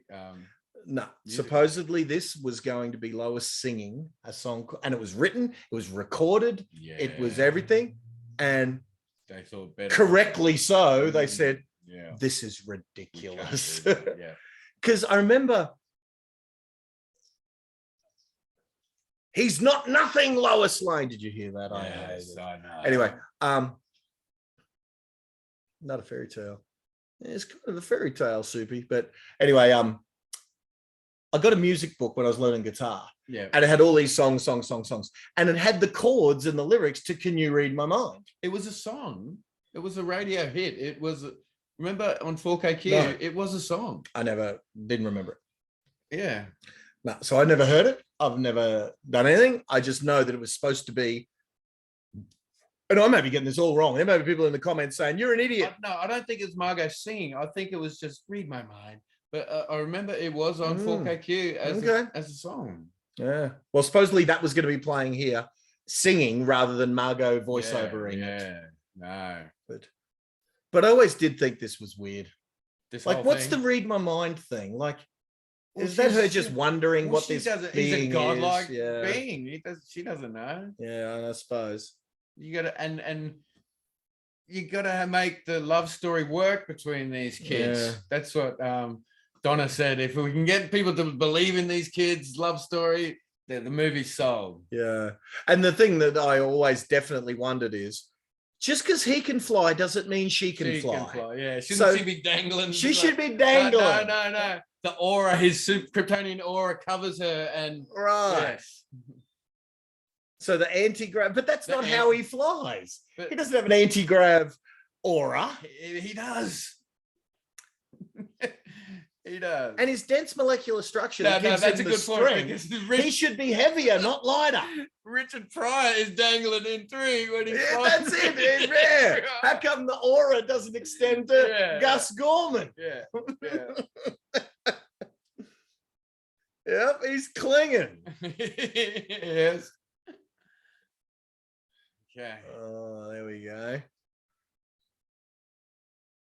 You can almost see the wires. You can't, which is tribute to how good they are. Yeah. See, now, this is the bit. No, you can't just do this. Oh, the fingertip. The fingertip, well, the finger, and Just even that. like, but when she gets to here, Like, well, you know how the geeks can explain away anything. Well, they're higher up, they're less gravity. They're in the stratosphere, not the ionosphere. You see? yeah, but no, she should be flopping down. You know? Because when he lets go of her, she flops down right quick. Yeah, she breaks the bond of this Kryptonian aura. Then The thing that he refused to share with Gus Gorman. yeah, yeah.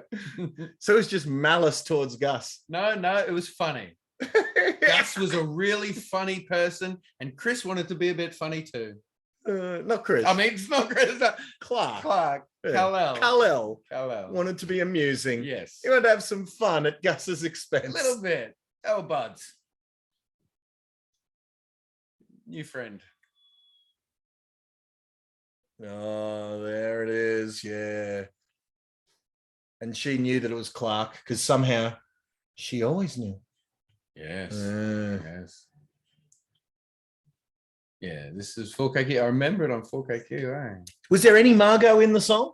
Yeah, I think it was this. This was in the song. It was basically an instrumental, but with Margot's voice doing this. No. Well, anyway, there's some research needed. I know. What happened to the ill-fated single hit song? I've got to, like. I just can't see this was a song. Remember, really? The shop dad used to have the radio up on top. Well, if you've got it that vividly, I'm sure it was on then. Yeah. Yeah, see, no, the gas and stuff. Anyway, oh, she's higher than him now. She's got a book down at top, but she's reading between takes. Look, can you see the book? I just saw her cleavage. Where's the book? Great Expectations. No, it'd be a thin one.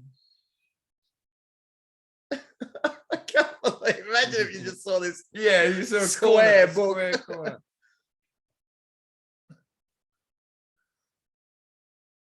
Oh man. Now, what do you think she said there? Are you cold? And then she nodded. Yeah, because he's sort of. And then he cuddles her. Yeah. But there's one thing that was really great. The wire snaps, right?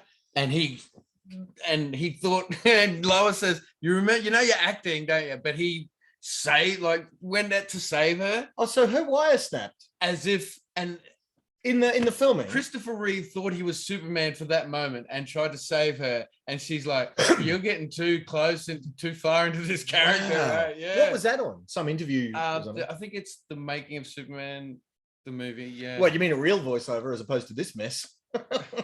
Yeah. Oh man.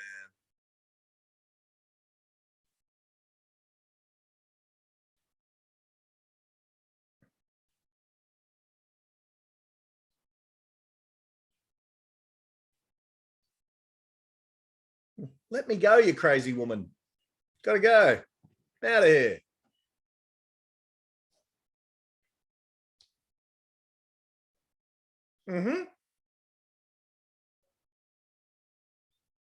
How old was Reeve?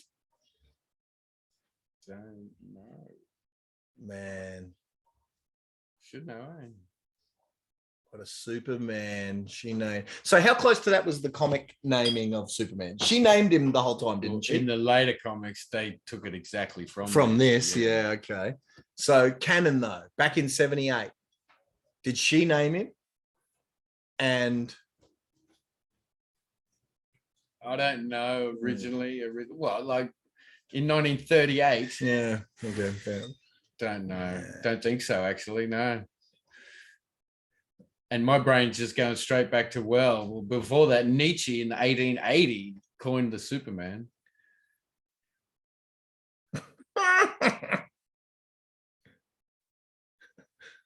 So when he says, didn't we have a date tonight? Does that mean that?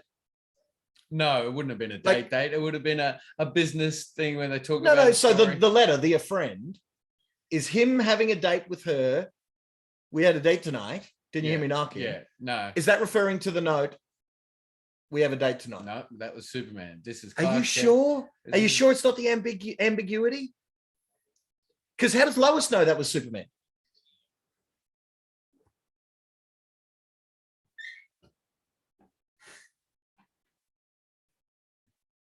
Because it's Clark who says we had a date tonight.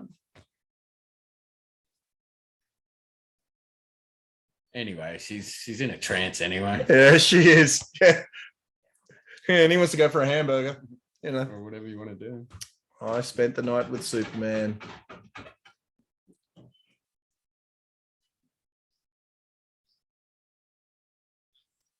Oh, look at that epic library.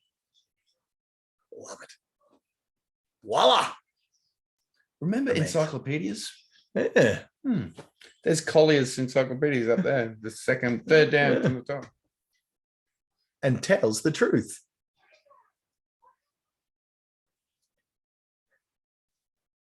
The ingredients of a chewing gum wrapper. And unlock the secrets of the universe. Ready Player One quotes that. Yeah. Yeah. Right. The cobwebs on the book. Hey, authentic. Yeah, but that's not Collier's. No, Looks like it's same colour It scheme. does look like. M. Otis. M as in moron, Otis? No. Nincompoop. Nincompoop. And then Neanderthal. L is in letter. Oh, there you go. And he just doesn't care. And he does a finger scrunching too when he's on the balloon. Yeah, that's true. No regard Poor for Otis's fingers.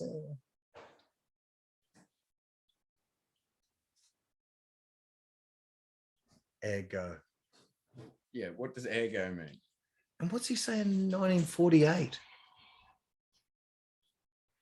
Maybe that's just a little. Did he say 48 or 38? 48. Okay. Now, how is 200 insulting Otis when Otis, his weight, my IQ? Kilograms. Ah, I don't know. has to be because 200 pounds is 80 kilos. Yeah. It's all right. Yeah.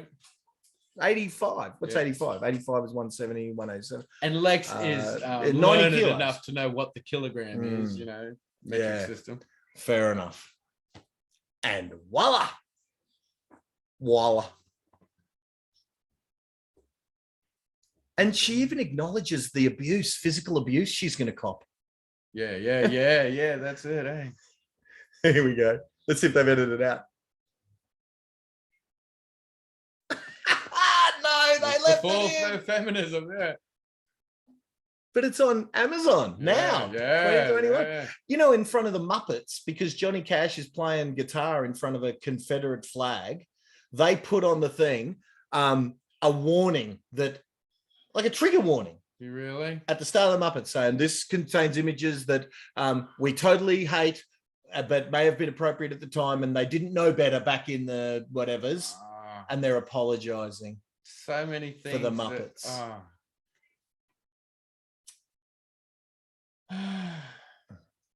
So have we lost any edits in all this amazing stuff? Because this is all great. Yeah.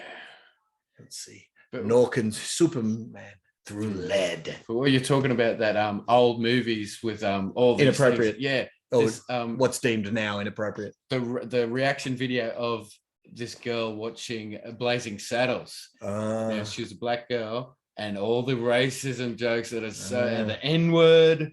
I'll have to have a look. I haven't seen it since Yeah. 1980 something. So Yeah. all I remember is, come on, boys, where's your spirit? I don't hear no singing. But the jokes about rape, you know, like, okay. like you said rape twice when they're listing the crimes to get into the gang. Right. Their resume of criminals. Like, you said rape twice, and he goes, I like rape. Oh, God. Yeah, there are things like that. Yeah, Like, okay. you couldn't get away with them now.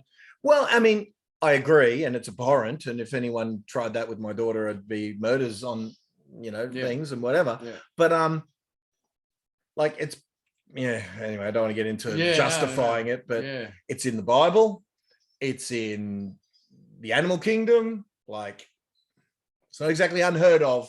Yeah. Prior to 20, the 20, it's not like the 21st century created that phenomena.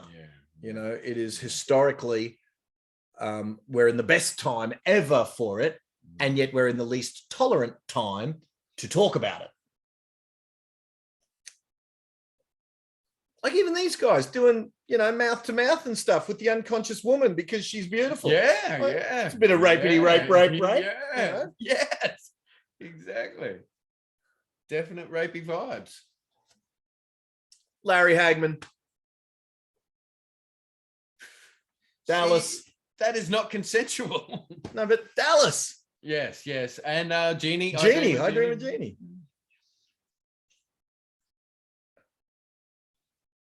See, rapey, rape. There he goes. The unwanted sexual attention. Go the roundabout face while I commit this atrocity. No,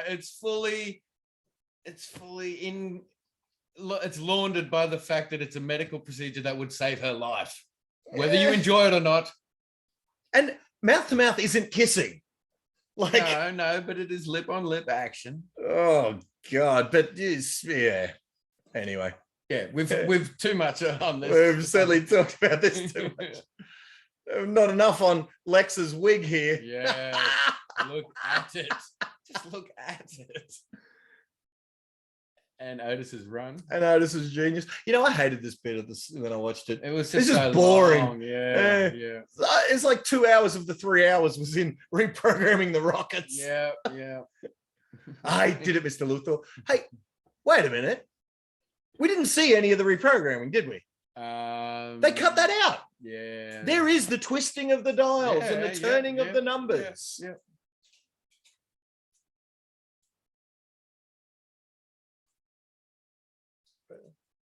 Directional vector to 8, to 7, and that's to 117. Wait a minute. So you saw him turn it to 117 and close it up. Yeah. They just got rid of that. Yeah. Butchery. Oh, my arm wasn't long enough. See? This is great. Oh. Do you want to see a very long arm, Otis? And I love how he doesn't care that the car's going to crash. No. He just wants to get Otis. Yep. I think he trusts Miss Tessmacher's going to grab the wheel. Long arm. And he just doesn't care. They're driving. And he doesn't care. Oh, God. I can't believe they butchered that. The thing I hated as a kid that I wish they'd edited out then, now I don't want them to edit out, and they do. Yeah. They got it completely the wrong way around. Yeah, this was very long and tedious. Well, Otis went in and he somehow got in. And that was the whole thing that me and Mum, I think either Mum said it and I agreed, or I said it and Mum agreed. Like the cat-like reflexes, he's as dumb as a bunch of rocks, but he can program a rocket. Yeah, we used to talk about that. Yeah. Like he's a genius because he can program rocket directional vectors. Yeah. Great day, isn't it? A heck of a day, isn't it? You got to turn around, take this back up the road.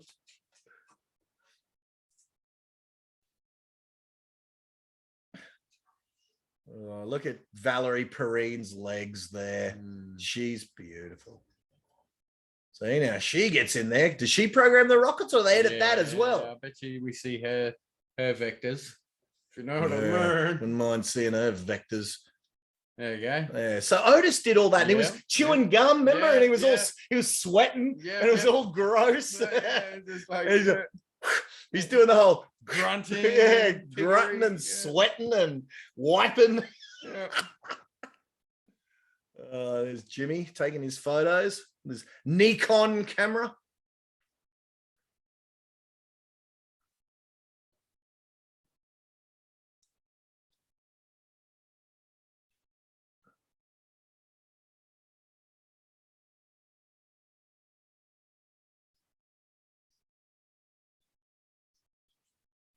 I hope it's Custer. Yeah. Never even knew that. Till then. Yeah. What? Yeah. Never Just now, in front of these people. In front of these very people. Okay. See, that's how deep this movie is. You learn the levels, something. Yeah. Oh. You go to a new level every time. Yep. Even though they didn't have Otis's wiping and swiping. I'm upset. You probably couldn't get away with that, like as a. Well, you can't even say Custer now. No. Yeah. American. Can't even call him a native. Native American.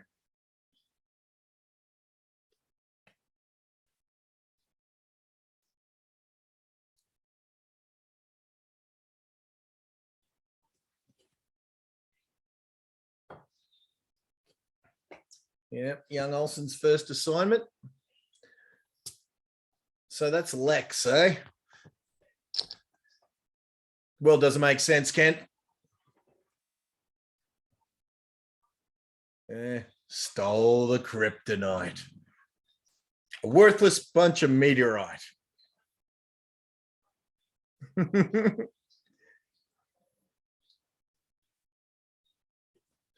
Anyone to ever talk to you about being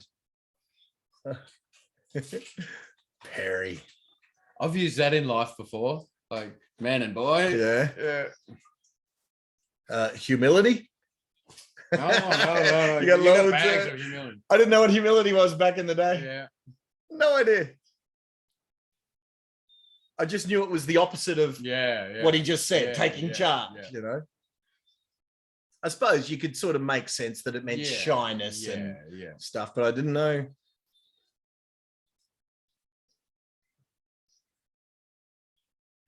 Did Lex use this only dogs and you can hear this Superman in number 4? No, I think there's just a shot of dogs as if we should know. Yeah, was there? I think so. And but was Lex not on the big screen? No. Yeah, he says, "Relax, baby. You're the only one who can hear me. My own little frequency might call it Lex TV." Yeah, okay. So, but still the same phenomena, I reckon. Same technology. Yeah. You wouldn't accept an invitation to tea.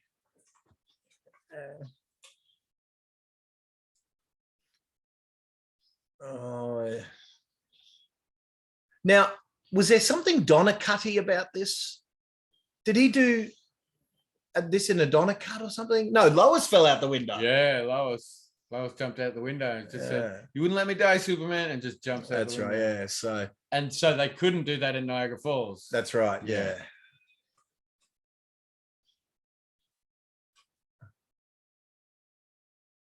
So now this is the bit where in our version, and you can bet your butt it's not going to be in this version, but in our version, he goes through some trials like fire and ice and bullets and all of that. Tests. Yeah. So what are some of the notable quotes that these good folk are going to miss? He says, "Why don't you take some cool off and freeze? Do yourself a flavor and freeze like an ice cream gag." A bit of an ice cream gag. Oh, but how good was this? How good is this spin? So he goes down from this spin into the tests of fire and ice and bullets. Yes. And what else other than the do a flavor? Oh, we might be seeing it. There's bullets, there's fire, so there's freeze. We might be seeing the full on, because in the theatrical cut, it goes straight from here to banging on the door, going, "I think he's coming, Mr. Luthor." Yeah. Cuteness, dimples, and I'll give you dimples is the gunfire. Cuteness, dimples. So this is I'll give you about dimples. 8 minutes Dimples. extra. I'll give you dimples. Okay, so we've got the bullet test. Yeah. This has gone in the theatrical, isn't it? Yep. So this is part of our 8 minutes extra.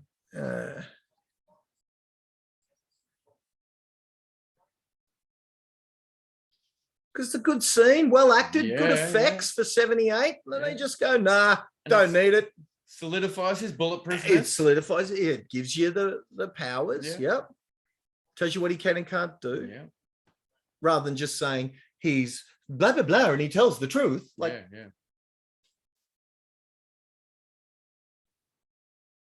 there's a gag for the ages. I didn't know that because I didn't know the If you can't stand the heat, get out of the tunnel. kitchen it is. Yeah, but but that's the play on words. I know. How funny is Lex?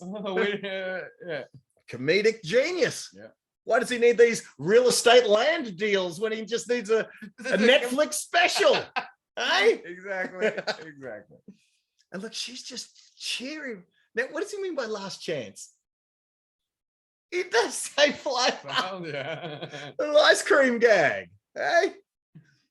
And Miss Tessmacher's cheering him on, and Lex knows it. Like and he's mad. He's mad that his woman's like loving him. Yeah, the cuteness, dimples, he doesn't like it. Yeah, he doesn't like it. Oh, she's empathizing with him by feeling cold. Oh, why can't she Get it on with the good guy. Yeah, poor her. See, Otis is with Lex. He's loving it that he's screwed. Yeah. Otis is the Yeah. real. They should have a homosexual relationship. Well, that's the job of your number one beta is to keep the alpha lifted at all times. I don't even know what that means, but good. There you go. Oh, now she's happy, I tell you. Any alpha's number one beta, their job is to keep the alpha elevated. All right. Otis is the man. See, that's where it cuts in. Yeah. When it goes spin, spin, spin, spin, I think he's coming, Mr. Luthor. He's definitely coming, Mr. Luthor.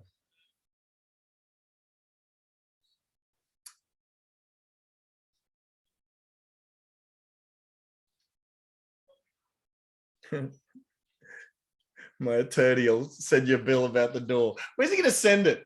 Where's he going to It's send that it? rapier wit again.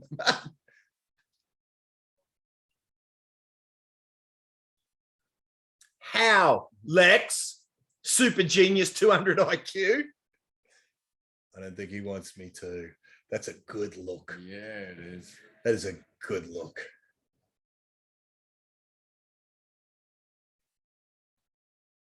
Hackman, you genius.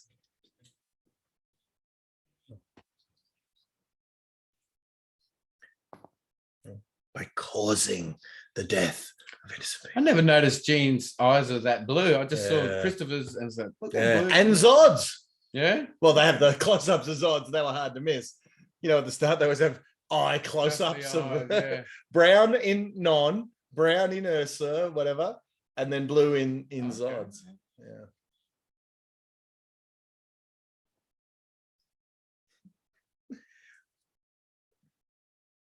Real estate.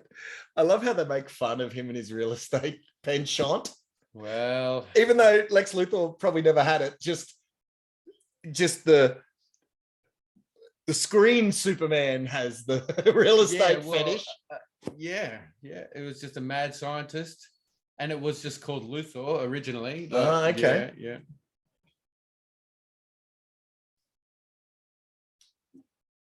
Is that his hair? And in modern days, it's the business philanthropic. It's not even. He's not even a real estate fraudster. Yeah, no. Well, in Superman Returns, he is because it's him. He goes back to. Yeah.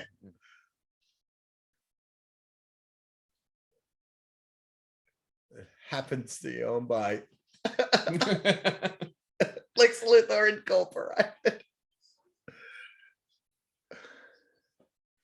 But it occurs to me. There you go. So, now, have we got the new coastline about to come up? We have. Okay, so tell us what you found, or did I find? No, I think you found it and showed it to me. Showed it to you.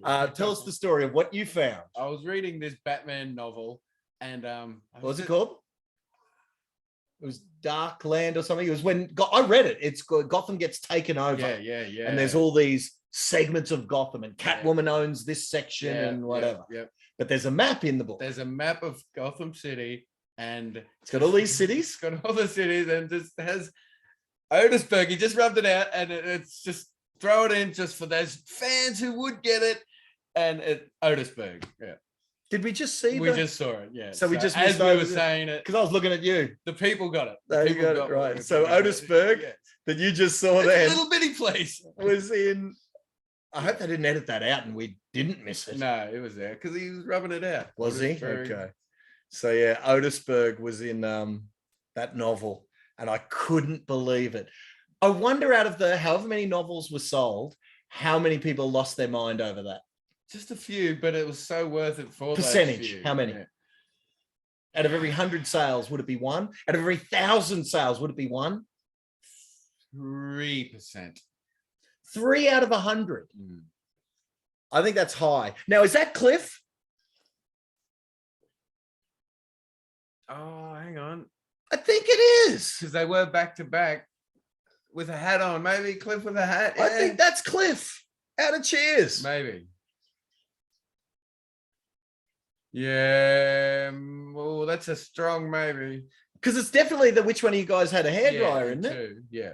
And because they're filmed back to back, why wouldn't But you? would they use the same actor? Yeah, for something like that, that's an extra sort of role. But he worked for NASA at the other. Would that be NASA or would that be Army? Could be even. It could be he got a promotion from the Army to NASA. It's history, Superman. It's happening. Oh Now, Superman was startled by the was he by the loudness of that yell?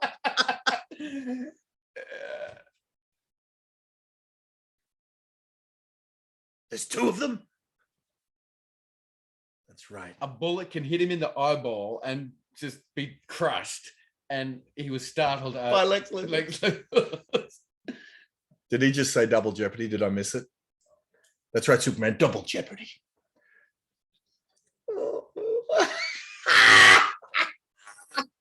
Oh, Lex, you diseased maniac, and Chris, you blue-eyed having thing. Diseased maniac. Remember in how it should have ended? No. He says, oh, yeah, and he just super speed flies and grabs both the missiles. So he's right here with both of them. These two missiles? Are these the ones you mean?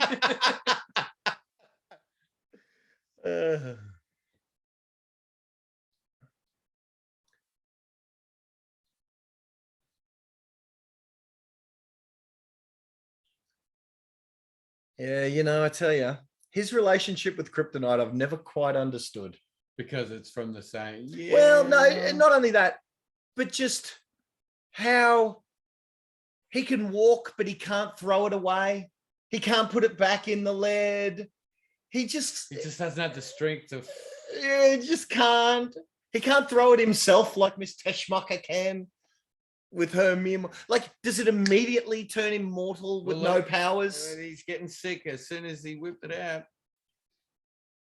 He can't talk. You know, he could. Is it affecting his? Yeah, here I am defending Superman. No, he's trying to save his energy. He could talk if he wanted to, but like he can swim. Like he's going down and he can swim. Fight or flight. It's the fight or flight.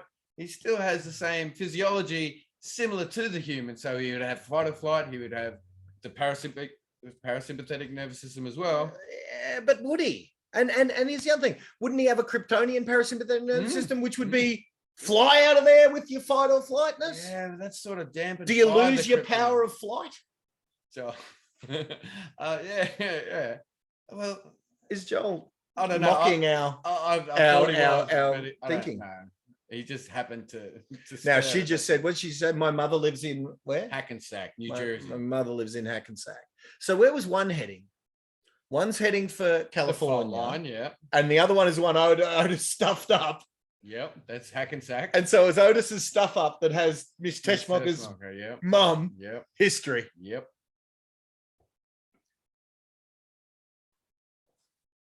See, so he can't even muster the strength to take it off his neck. Yeah. But he can muster the strength to swim up to the surface and say, Miss Teschmacher, you gotta be millions of people die. Well, there's buoyancy as well. He is floating. Yeah, but not if he's got molecular density that gives him unlimited powers. Well, yeah. Oh, Miss Teschmacher, she loves him. Oh, Miss Teschmacher, Miss Teschmacher, please.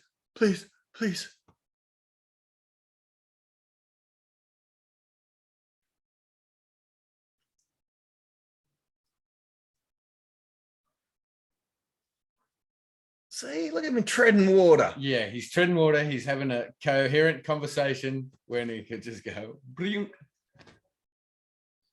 Still, the 12-year-olds of us weren't supposed to ask these questions. No, that's right. But Lois and Jimmy.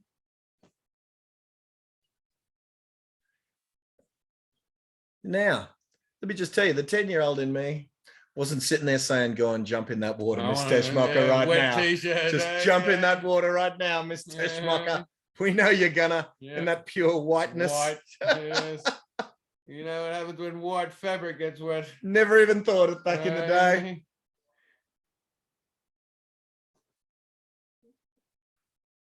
Yes, there you go. She just whips him over. molecular density, giving him See, he unlimited tries powers. to get it off. See, Eh, Hey? you can tread water though. Yeah, well, that's your fight or flight nervous Yeah, system. and don't save him. Just have a little kiss first, Yes. because he wouldn't let you later. Look at his hair.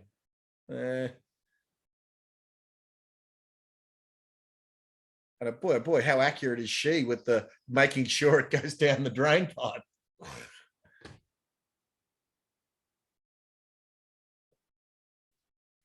See, we needed the whole outfit to be the same as the arm. Did you see his voice change? Why he went from tenor to baritone? Why did you kiss me first? Yeah, it was Clark to Superman. The original, like, this looks like a job. Or Superman. Oh, look, that's him saying, thanks, cute stuff.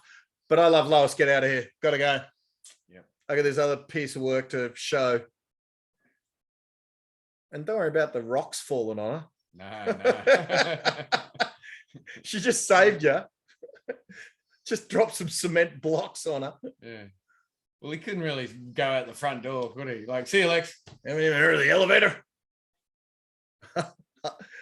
I love how as soon as he sees the rocket, of course, that brain puts everything together The rage. and knows. Yeah. Yeah. Mr. Smoker.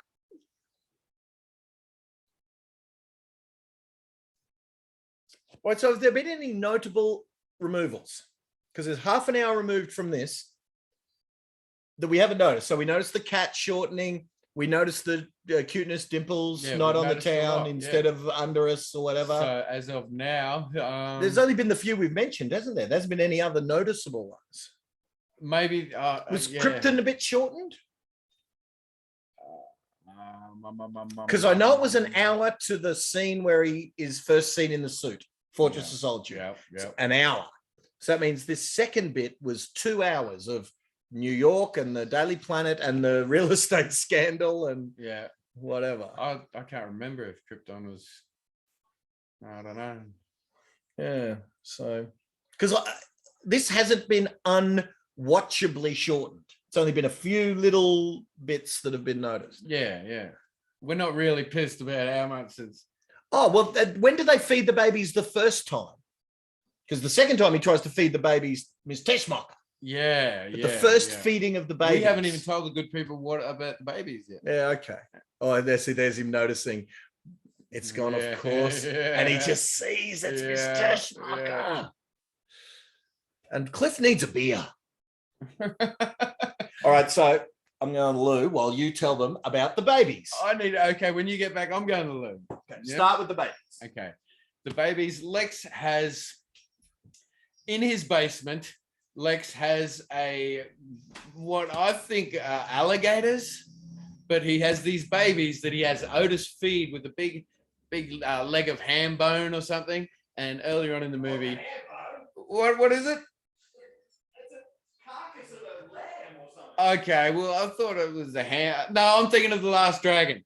There's a similar piranha scene with that. Okay, yeah, he's got a carcass of a lamb, a cow, whatever, some animal. He feeds to these crocodile. I always pictured them as crocodiles. I don't know if you see them, but it's just got this pit of, and he calls them, Otis, did you feed the babies? And Otis doesn't want to, and he goes, Otis, feed the babies. And so Otis reluctantly feeds these crocodile / whatever they are. And at the end of the movie, Miss Teschmacher is bound up by her arms, hanging over this pit, and Lex is about to murder her. And Superman at the last second flies down and saves her from Lex's babies. And he's on the piano singing like, "You must have been a beautiful baby. You must have been a wonderful child." And this whole thing of Lex singing, "When you were only starting to go to kindergarten, I bet you drove the other boys wild when it came to giving blue ribbons." And so it's like, I'm sorry. It's a whole song number. And so he's just about to murder her. Otis is apologizing. Yeah, and he's singing this song when he's about to murder his girlfriend. And Superman flies down and saves her and says, "By the way, Miss Teschmacher, your mother sends her love," because he just saved her mother from Hackensack, New Jersey's destruction. And here's Glenn back from the toilet, and here's me going to the toilet. Okay. All right, so we've done the babies, and what have we missed in the superness? What was on the screen while you were telling the story of the babies? The San Francisco, the Golden Gate Bridge. Oh, there you go. Yeah, the bridge. Well, that's on now. What did we miss? I don't even know what we missed. Joel, what did we miss? Destruction things? Did the rockets both hit? Joel, did the rockets both hit? I was talking about the babies. Yeah, I know. So rockets both hit though, bro? They must have. Because he's there fixing the... so what must have happened while Neil was talking about the babies is the rocket in... both rockets hit. No, he stopped the one in Hackensack hitting and he flew that off into space. And now the California one hit, so there's all this devastation. So yeah, that's where we're up to. Yeah, so Neil explained about the babies, and what I would assume is that by this stage we would have set up the babies by having Otis feed them that first time, because the payoff of the babies is later after everything's sort of at the end when Lex is about to feed Miss Teschmacher to the babies and kill her. So yeah, so all we've missed so far is the setup of the babies, whereas Neil said Otis doesn't want to do it because they're just monsters. And effectively, as Neil said, you don't see them. They are just unseen, let your imagination monsters, effectively. But yeah, alligators kind of thing. Yeah. So yeah, we've seen the one rocket that Otis got wrong, sent off into space. And actually what's interesting, and we'll talk about that when Neil gets back, it was that rocket being sent off into space that was supposed to set the criminals free from the Phantom Zone. Whereas what we ended up seeing in Superman 2 was the bomb in the elevator setting the criminals free. So they had to sort of do it another way. But what was going to happen is this rocket was going to set the criminals free in Richard Donner's original vision. And Neil will be able to confirm that, because I think that's the case. That always reminds me of Superman 3, when he goes to help. What can I do to help? Get the man a helmet. Oh, it's you. Forget the helmet. When he says, is that man all right and stuff. I was reminded of Superman 3. So now, if this was indeed filmed in London, I'm sure this is the Hoover Dam. So even though some of it may have been filmed in London studios, I'm sure that's the Hoover Dam in Nevada. So certainly some of it must have been filmed in Nevada, California, whatever. There you go. He just leaves Jimmy stranded. Yeah, that's okay, mate. It'll be all right. We'll figure it out.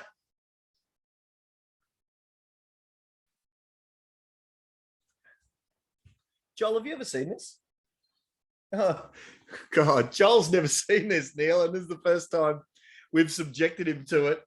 It's with us rambling on. All right, so here's Lois' car breakdown. So I was just talking to the good people about him sending the Hackensack, New Jersey rocket up into the atmosphere. Yeah. Was that meant to set the criminals free? Yes. Yes. Right. And whatever you're doing, folks, just don't watch the YouTube video at the moment. That would be bad. And you can never question whether I've chosen the right co-commentator for this voiceover. Indeed. All right, so tell me, Donna track and the original 2 rockets. Mm-hmm. So that's nothing more to explain. Yeah. Just that was going to set the criminals free and set up Superman 2. Yes. Yeah. Yeah. So how was it supposed to end then, if not the turning backwards of the world? Because from memory correct, we have debated this. Yeah. Well, the turning back of the world was supposed to be the end of Superman 2, was it not? Yeah. So how was 1 supposed to end? Well, it's debatable. Could it be that that's his go-to move now? And they've joked about this in how it should have ended, that's just his go-to. Oh, I would have just spun the world back, changed time, and so yeah, we don't know. We do. What do you? Well, no, they definitely said someone said. Now, okay, that there, by the way, was there something about that scene being in another movie or not having Reeve there or something? Yeah, something. I can't remember. There was something about that shot in particular, yeah. the knocking down of Yeah. the rock. Yeah. And Chris, but not all being- this was from the actual Superman's first adventure in 1938. was it? Yeah. Oh, so the So plugging much up of of a dam and all of that. that record, and put his strength against a pillar of rock, and the record we had, it was called Superman's First Adventure. That was based on the original 38. Okay. And the Right. train, when he's lifting the train tracks. So Okay. much of this is canon. Yeah. Okay. Cool. And I often thought if that's the whole of the Hoover Dam River, it would not be stopped by that. Yeah. No way. But anyway, it's all good. So so they didn't postulate how it was supposed to end. Like, how do they end a movie? They have to end it somehow. So if it was just that sets the guys free, maybe he just does a bit of this save, Yeah, but Lois doesn't die. I'm getting a bit lost in what I'm trying to answer here. Now, what are we talking about? We're talking about this movie. Okay, so how were they going to end if that other movie set the criminals free? Yeah. Thus negating the need for the Eiffel Tower scene in 2. Yeah. How were they going to end this? Was Lois just not going to die? Was he just going to go around and fix all the real estate problems, keep California alive, and then go da-da-da-da, and then the baddies would come to Krypton, and that sets up Superman 2? See, so you're saying that the whole Lois scene here is added in to finish Superman the movie, compensate for the spinning around the world bit. Yeah. I don't know, because it's so dramatic, and I'll have to watch the Donna cut again, because the Donna cut again's beginning should tell us how the original. No, because they would have made the Donna cut so it takes into account Superman the movie. Yeah. This would have been the Donna cut if he cut Superman the movie the way he ended up cutting Superman the movie. When I saw the Donna cut and Perry White is squeezing toothpaste onto his toothbrush, and then it goes magically sucks back up, and you say, oh, he's turning the world back again. It's I sort of thought that's his go-to. Like, he's just doing that again. That's how I saw it anyway. And it was like, okay, that's all he's doing. It worked one time, he can do it again. Yeah, well, but again, the ability to do that makes the entire character meaningless. Because if ever anything bad happens, is it taxing on you to do a little bit of fly to make it so that this bad thing didn't happen? I don't think it's just a little bit of fly. When you look at his face, he's like using a lot of effort to spin the world. It's not good for flat earthers. No. In fact, that's my new argument. Tell that to Superman. I tell you though, it always used to annoy me. Just get out of the car. But she remembers the telephone wires and the servo blowing up. How would she remember that if time was turned? Yeah. Well, maybe. No. How far back did he turn time? Back before. Way before the telephone wires. Before the explosion of the bomb, which created. Oh, little inconsistency not supposed to be considered by the 12-year-olds that this is catered for. Yep. And yet they're supposed to be clever enough to know about time travel. So we used to, as kids, debate the fact that physically turning the world backwards doesn't make time go backwards. But then how do we know about the laws of space and time to that degree? It's a change of planet. Yeah. Maybe he actually turned time backwards with his traveling faster than the speed of light. Light itself, yeah. Einsteinian. And maybe the world turning backwards was just a symptom, not the cause. Yeah. And maybe Jor-el being in the cloud there, like Mufasa. See? There's Mufasa in the cloud. Yeah. It is forbidden. Now, here's the question. Is that all in his head? When he's looking at the cloud, is he Yes. just seeing things? Like Yes. Simba is just Yeah, seeing things. Yes, it's in his head. But it's real also. You know. Oh, it's real also. We're Yeah. talking about this meta reel. We're getting Jordan Peterson in here. Yeah. It's more real than real. Yeah, it is real. Like in the realm of heaven, where Jor-el is still in heaven, he is there. Yes, it's quantum theory. Now, I suppose, has anyone done the maths? Is that faster than the speed of light? If you could circumvent the Earth that fast, are you going faster than the speed of light at that speed? Here we go, flat earthers. The flat earthers, I mean, the globe, people who believe in the globe will say that the Earth rotates at Mach 1. So that is way faster than the way that the Earth is supposed to rotate. Like that, yeah, that is light. Mach 1 is just the speed of sound. So in our science books, it says the Earth rotates at Mach 1, the speed of sound.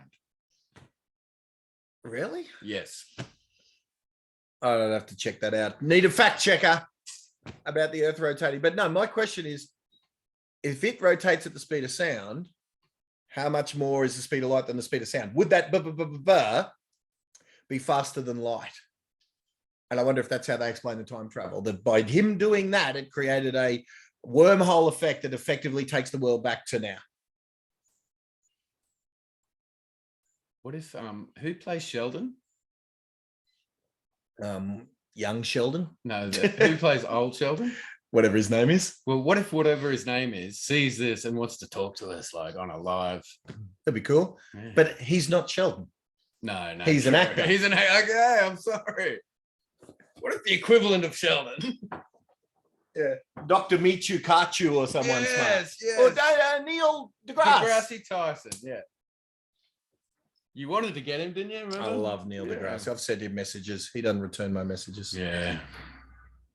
Yeah, I've been busy. The flat earthers Just don't love him. shut up, Margot. Yeah, you should be sorry. Margot, you sorry thing. Margot kidding. All right. Mad. Gonna have a little kiss? Oh, no, Jimmy's going to cock block there. Can you say that? I don't know. Thanks for nothing, Superman. Snakes everywhere. Yeah. You two will be right. You'll figure it out. See ya. Yeah. I'm going to go save Miss Teschmacher. That's what he's got to go Yes, that's do. what he's going So to now do. what's he going to do? Put Lex in jail. Yeah, straight to Lex. Yeah. Where she figures it out. With He's Superman. Ah, Lois Lane. That's And stupid. In the Donna cut, she's figuring it out by looking at him. So Yeah, well, she draws again, yeah. She draws. Yeah. And she wouldn't have been so a realization if that had happened. Yeah. So that's another thing. Now, here he goes and saves Miss Teschmacher and then takes Lex to jail when he says, I've got to go do something. Yeah, so it just cuts straight to, there you go. So that's a good 5 minutes, I reckon. Of must have been a beautiful baby. Yeah, I'm sorry, Miss it's a Teschmacher. musical number. And I know that song just because of Lex Luthor singing it. Yeah.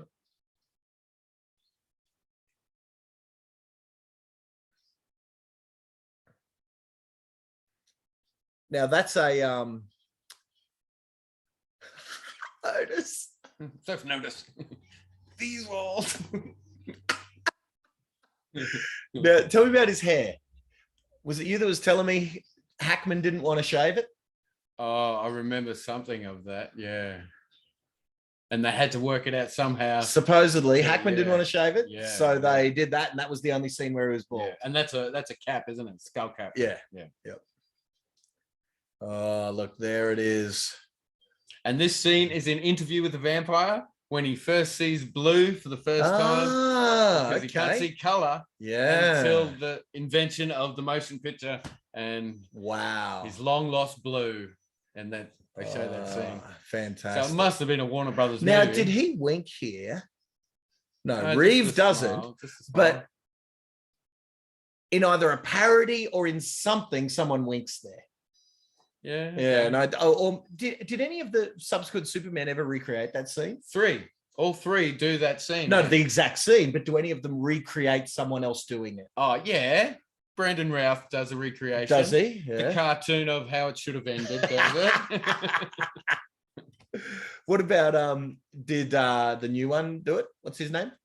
No, I don't Cavill? think they don't try to do it. No. Yeah, no. Cavill, man. You got to give it to Cavill. Yeah. He probably is maybe even a better Superman than Christopher Reeve, but he's not.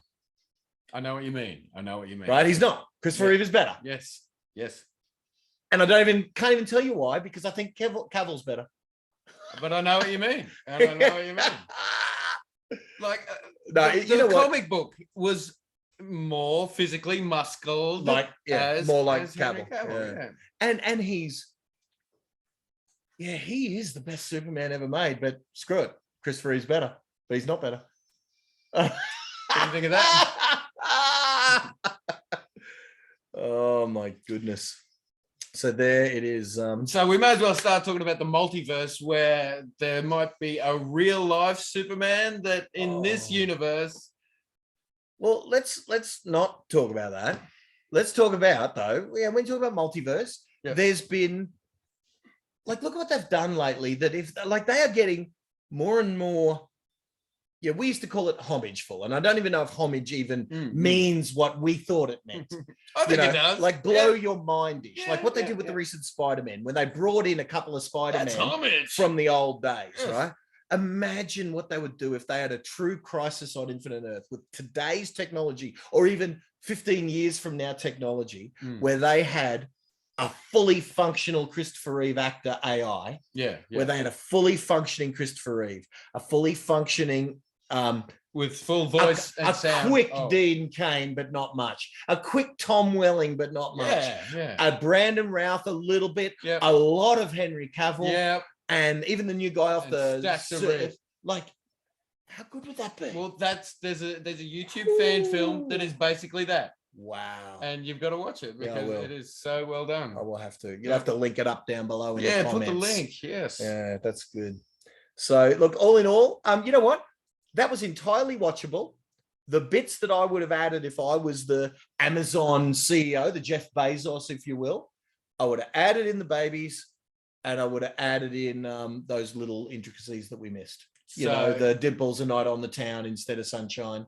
Why wouldn't you want the whole of what we had? Just like, because 3 hours, another half hour look in at the there. Zack Snyder cut. That's 4 hours. Joel's in the middle of it. He just started the other night. 4 hours. And look, you know what I've got to say? The thing with the Zack Snyder cut, it was too long. It was more than a movie. It was too long. It was great. I'm glad they did it. I'm glad it exists as it does. I'm glad we got Justice League. I'm glad we got the Snyder cut. Yeah. I don't know which is canon, which is which, because there are some differences, you know, but I'm glad we got them both. Yes, that's I agree. But 4 hours is too long for a movie. It's too long to go to the theater. But you know what? Without all those differences, if everything was smooth, this wouldn't happen. This wouldn't exist. Yeah, so back to the Lester Donna thing. Because when did he get fired? Was it during the edit? Like, because he did Superman the movie. Did he supervise the full edit, or did he get fired I think before the release? Before the release, and they were pissed because they filmed back to back, so they had done Super 2, and that's how it was. It was did they have to re-edit to release Superman the movie? And was that a re-edit after Donna said we're not and we're not and we're not? Whoever fired who or whoever quit, I wonder if it happened prior and then they had to re-edit just to get it done, or did he get it done and did he change his plan of the world turning back and all that pre-firing? I remember they did rush to get it out. They said, they were going to I don't think the turning back the world had anything to do with Superman, with the firing. I think it had to do with they needed it out by Christmas or something. Yeah, they rushed it. They needed it out quick. They did rush it. Let's just have a quick look at the. Oh no, I was just going to say the cast there. Did that tell us anything? I did want to check in the cast whether Stamp was actually billed below Non, whose name I didn't even really know, and I still don't even know if it's actually Non or Who Non. has no vocals in the whole movie. Yeah. And now, oh, what about Cliff? Where's Cliff? What's his name? I don't know. Missile Convoys. Larry Hagman. There's Hagman. Mhm. Missile Control. John Ratzberger. That's him. That's it. That is him. Well, he got promoted from the Air Force to NASA. To NASA. And you guys have a hairdryer. Can you? Okay. Music by lyrics. Yeah. So it is a song. sort of thing. Ish. Yeah. Wow. Okay. Yeah, the story of, I wouldn't say it's as fictitious as you guys would think. Yeah, Okay, wow. that's my no take. identification with actual person, places. Well, what about places? What about that Yeah, Hoover Dam? or New York City, which is what the metropolis was.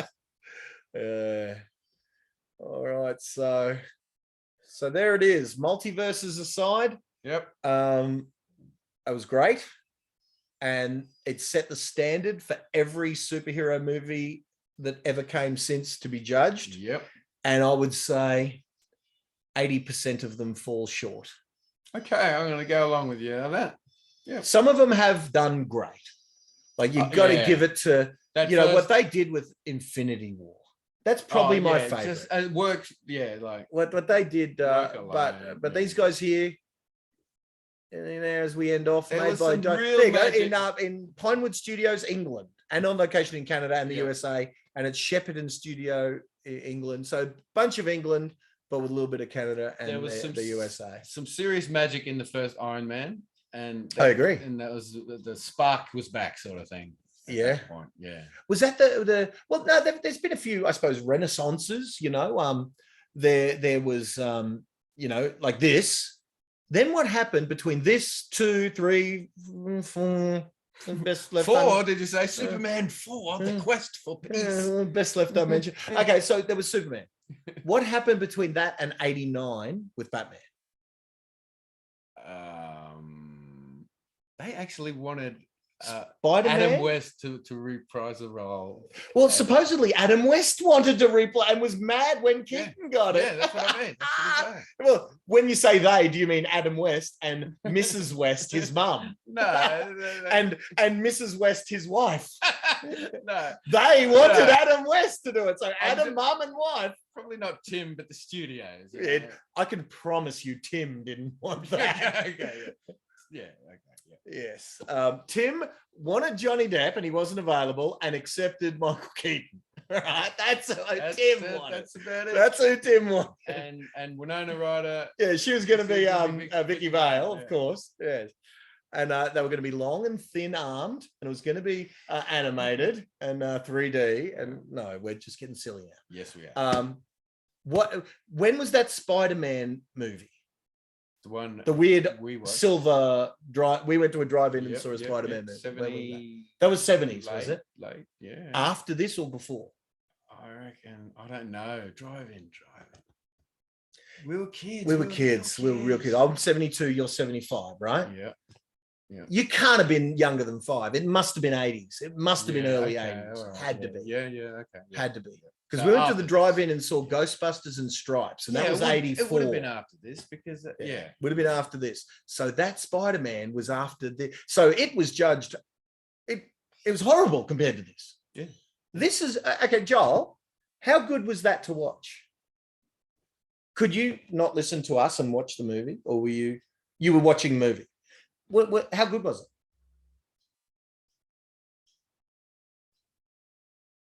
What would you compare it to? A bad Marvel movie, a good Marvel movie, or it's just horrible and you hated it and Marvel's great? Or did you love it? Or did you love it and it was fantastic? Say it. 8 out of 10. That's good. See? Wow. That's good. That's a teenager inducted into the MCU. So his bar is high. Yeah. Right? Because he's seen Infinity War and Endgame. All that. Yeah. Look, I got to give it to Infinity War. 8 out of 10. That's really good. Yeah, that's really good. That is a testament to those actors, writers, even the criminal Salkinds, allegedly, for them to make a movie that's what's that? 22 plus 22, 44 years later. 44 years later, it impresses a freaking 13-year-old kid indoctrinated in the Marvel universe. Yeah. Richard Donner and et al. Should take a bow. That is fantastic. Yes. That is fantastic. I'm surprised and yet not surprised. Mm. But it is intriguing that I wondered how a teenager from now would actually see it. And Joel can't lie because Can we get a little bit? he's like Superman. He can't lie. And he tells the truth. Yeah. He's 6'4", not yet, but and tells the truth. Yeah. Blue eyes and blah, blah, blah, and tells the truth. What are you going to say? Can we get? Can we get a little bit mystical? And we were talking about the Siegel Schuster being Jewish and this being the well. So here's the thing: if Siegel and Schuster were Jewish, how can it be a tribute to Jesus? Because that whole story of the begotten Son and the Father and sending the Son, none of that is acknowledged by the Jews. Yeah.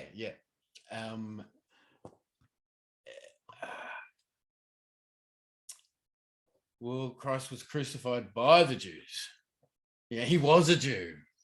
You think about it that way, like but the whole Father sending the Son to be to wear the burden of humanity's challenges. That is Christian. That is New Testament. And maybe it's inertly that they invented that character.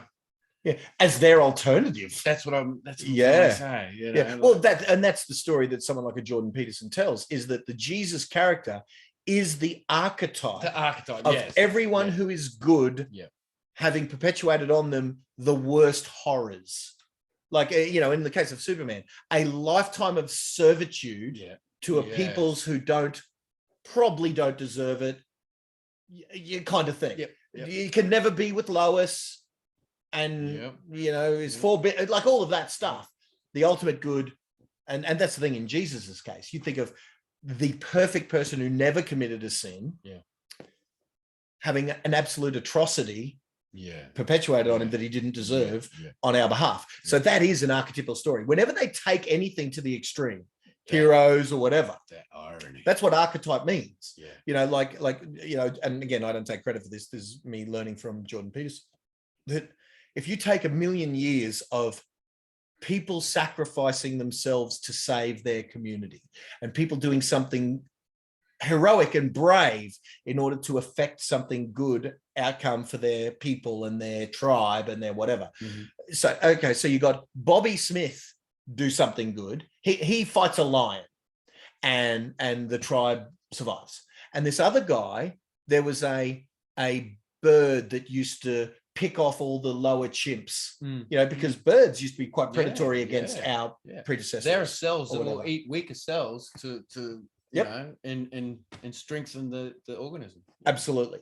So if you take the sum total of what Bobby did against the lion and what Billy did against the flying bird and what Mark did against the snakes that were also all these things that were out to kill humans, what that ends up with after all those stories are handed down generation after generation for thousands, if not millions of years, is a story of one bloke who did it all. Yeah. Because you are only left with the archetype. Yes. And that's what Jordan says. He calls it a meta story. And that is what Neville Goddard says as well, that we are all God come down in that. And that's the way that humans can get, that atheists even, can get around the metaphysical nature of the story. If you explain it that, okay, God isn't some magic man up in the sky granting wishes, but God is the collective good of humanity moving forward over time, then of course there's a judge. What that judge is, it's not some magic man going, you naughty humans. That judge is what everyone collectively could have been if they were.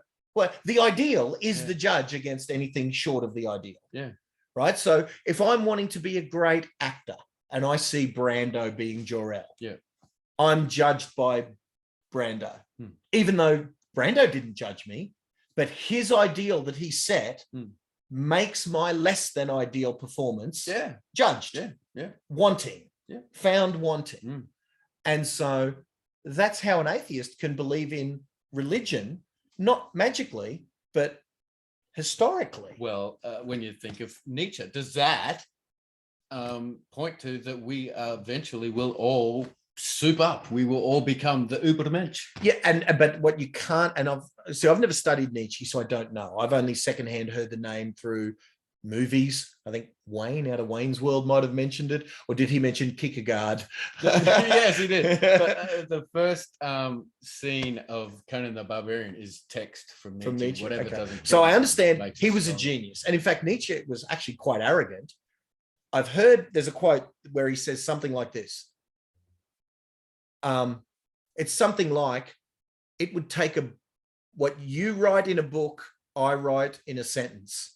Actually, no, you couldn't even write it in a book, or something like that. It's like, so he could really say some deep shit, you know? And so agreed. And there will always be someone like a Nietzsche or a Shakespeare or whatever who takes words and does something magical with them and goes to another. But what I would suggest though about the Uberman, and we're sitting here reviewing Superman, and I've heard you often quote Nietzsche and talk about Overman, Uberman, and whatever.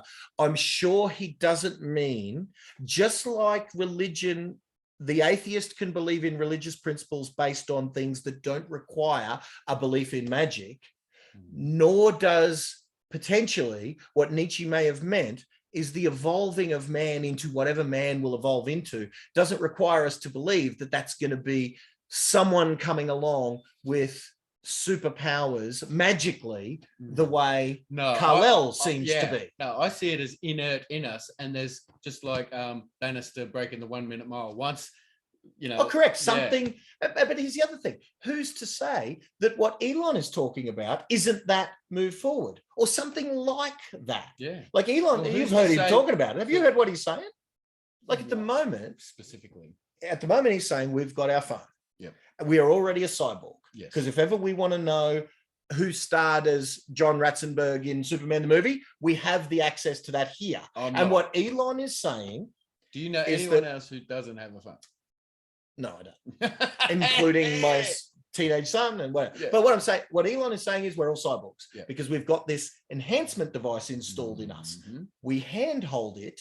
So that means the limitation of this device to us being something extraordinarily more intellectually is the bandwidth between accessing this device and our conscious cerebral, like the front part of our brain, right? And what he is postulating that he is mere years away from is installing a device where that bandwidth, instead of it being a drip fed bandwidth, which is our thumbs, it being a torrent. Like literally we'll have the power of the internet tapped into, and what he's postulating is it won't affect it'll be no different than us looking it up on the phone. It's just that we'll have instant access to all of the knowledge. But and bandwidth will be whatever. What he's hoping is corporations control that. Corporations and that's the thing. What he's hoping is that it doesn't do any, like, name a sci-fi movie and there is the problem. Yes. Potentially. Yes. And you know what? But if anyone's got to be in charge of it, I'm glad it's Elon, because he does seem to be a genuine dude. But if sci-fi teaches us anything, fiction, if fiction teaches us anything, it is a dangerous place to tread. And coupled with what you're saying, the physiology of looking down into a phone, you know, when you're down, your head's down, your physiology is down. That's a depressed sort of state. You know, we don't hold our phones up here and feel proud. But okay, look, perhaps. And I'm just saying, I don't know that the head position of the accessing of knowledge is the be all and end all. I think the fact that it's tapped into our brain, whether we're looking up to go, who was the lead singer of Queen in 1985? And then, but think about that. If it genuinely was there, you would just instantly go, Queen 1985, and you'd be able to relive as if you were at Wembley Stadium in Queen. You'd watch the YouTube video in your head. So if all of that, imagine, because my dad, who's downstairs, he saw your dad as well. He saw from chalkboard and slate to this internet thing. What's Joel going to see? Because when Dad was Joel's age, it was chalkboard and slate. And now he sees internet and VR and whatever. What's Joel going to see from his age to 75? If that curve is exponential and not linear, it will be ridiculous what that young man there sees. But in signing off, the good news is he still rates Superman the movie as 8 out of 8 10. out of 10. That was good. Good job, man. All right. So if you're crazy enough that you've gotten this far, I would say out of all the views, it's probably 2 of you, maybe 1. So you can call me direct. Call him, Balbo. Just Google me and you'll find my phone number. You can call me and say, I'm the one, man. I'm the one. I hope this doesn't go viral and get 2 million, because then I'll have 17 people. And they'll only be, if there was 2 million people watch this voiceover, there would still only be 17 that got to this message. You didn't Give me a call. You didn't offer a prize or anything, so What could be the prize? Let's give one. give a prize. The prize is an in-person meet and greet with Superman himself, fully laden in the latex. By the time you see this, he'll have dropped, because he's dropping kilos like a bitch, man. He's dropping them bad. So you'll get a personal appearance from Superman. I just looked up at the telly and saw 444. If you're into numerology, synchronicities, and all that, 444 means the angels are with There you go. 444. You can see it. Wow. There you go. You can see it. Wow. I just saw a YouTuber who was brought to tears because he had 444 come up in his life. Really? Yes, it's very deep. Wow. Very deep. I've been seeing the 111s, 222s, 323s, 33 everywhere. Yeah, well, don't get too deep on it. We've all done that when we've watched the clock go to 111 and freaked out and went, No, but this is stuff. Or 222. Or what about on the odometer when it goes 11111 on the car, on your kilometers on your car? What about that? Thanks, everyone. Superman the movie, rated 8 out of 10 by a kid, 13 years old, indoctrinated in the Marvel Universe, who was distracted by a couple of idiots yappity yapping. Jesus, it probably would have been 15 out of 10 without us yapping. All right, if you watch this, you're a freak. Good job, fellow freak. And we might see you for Superman 2. Later.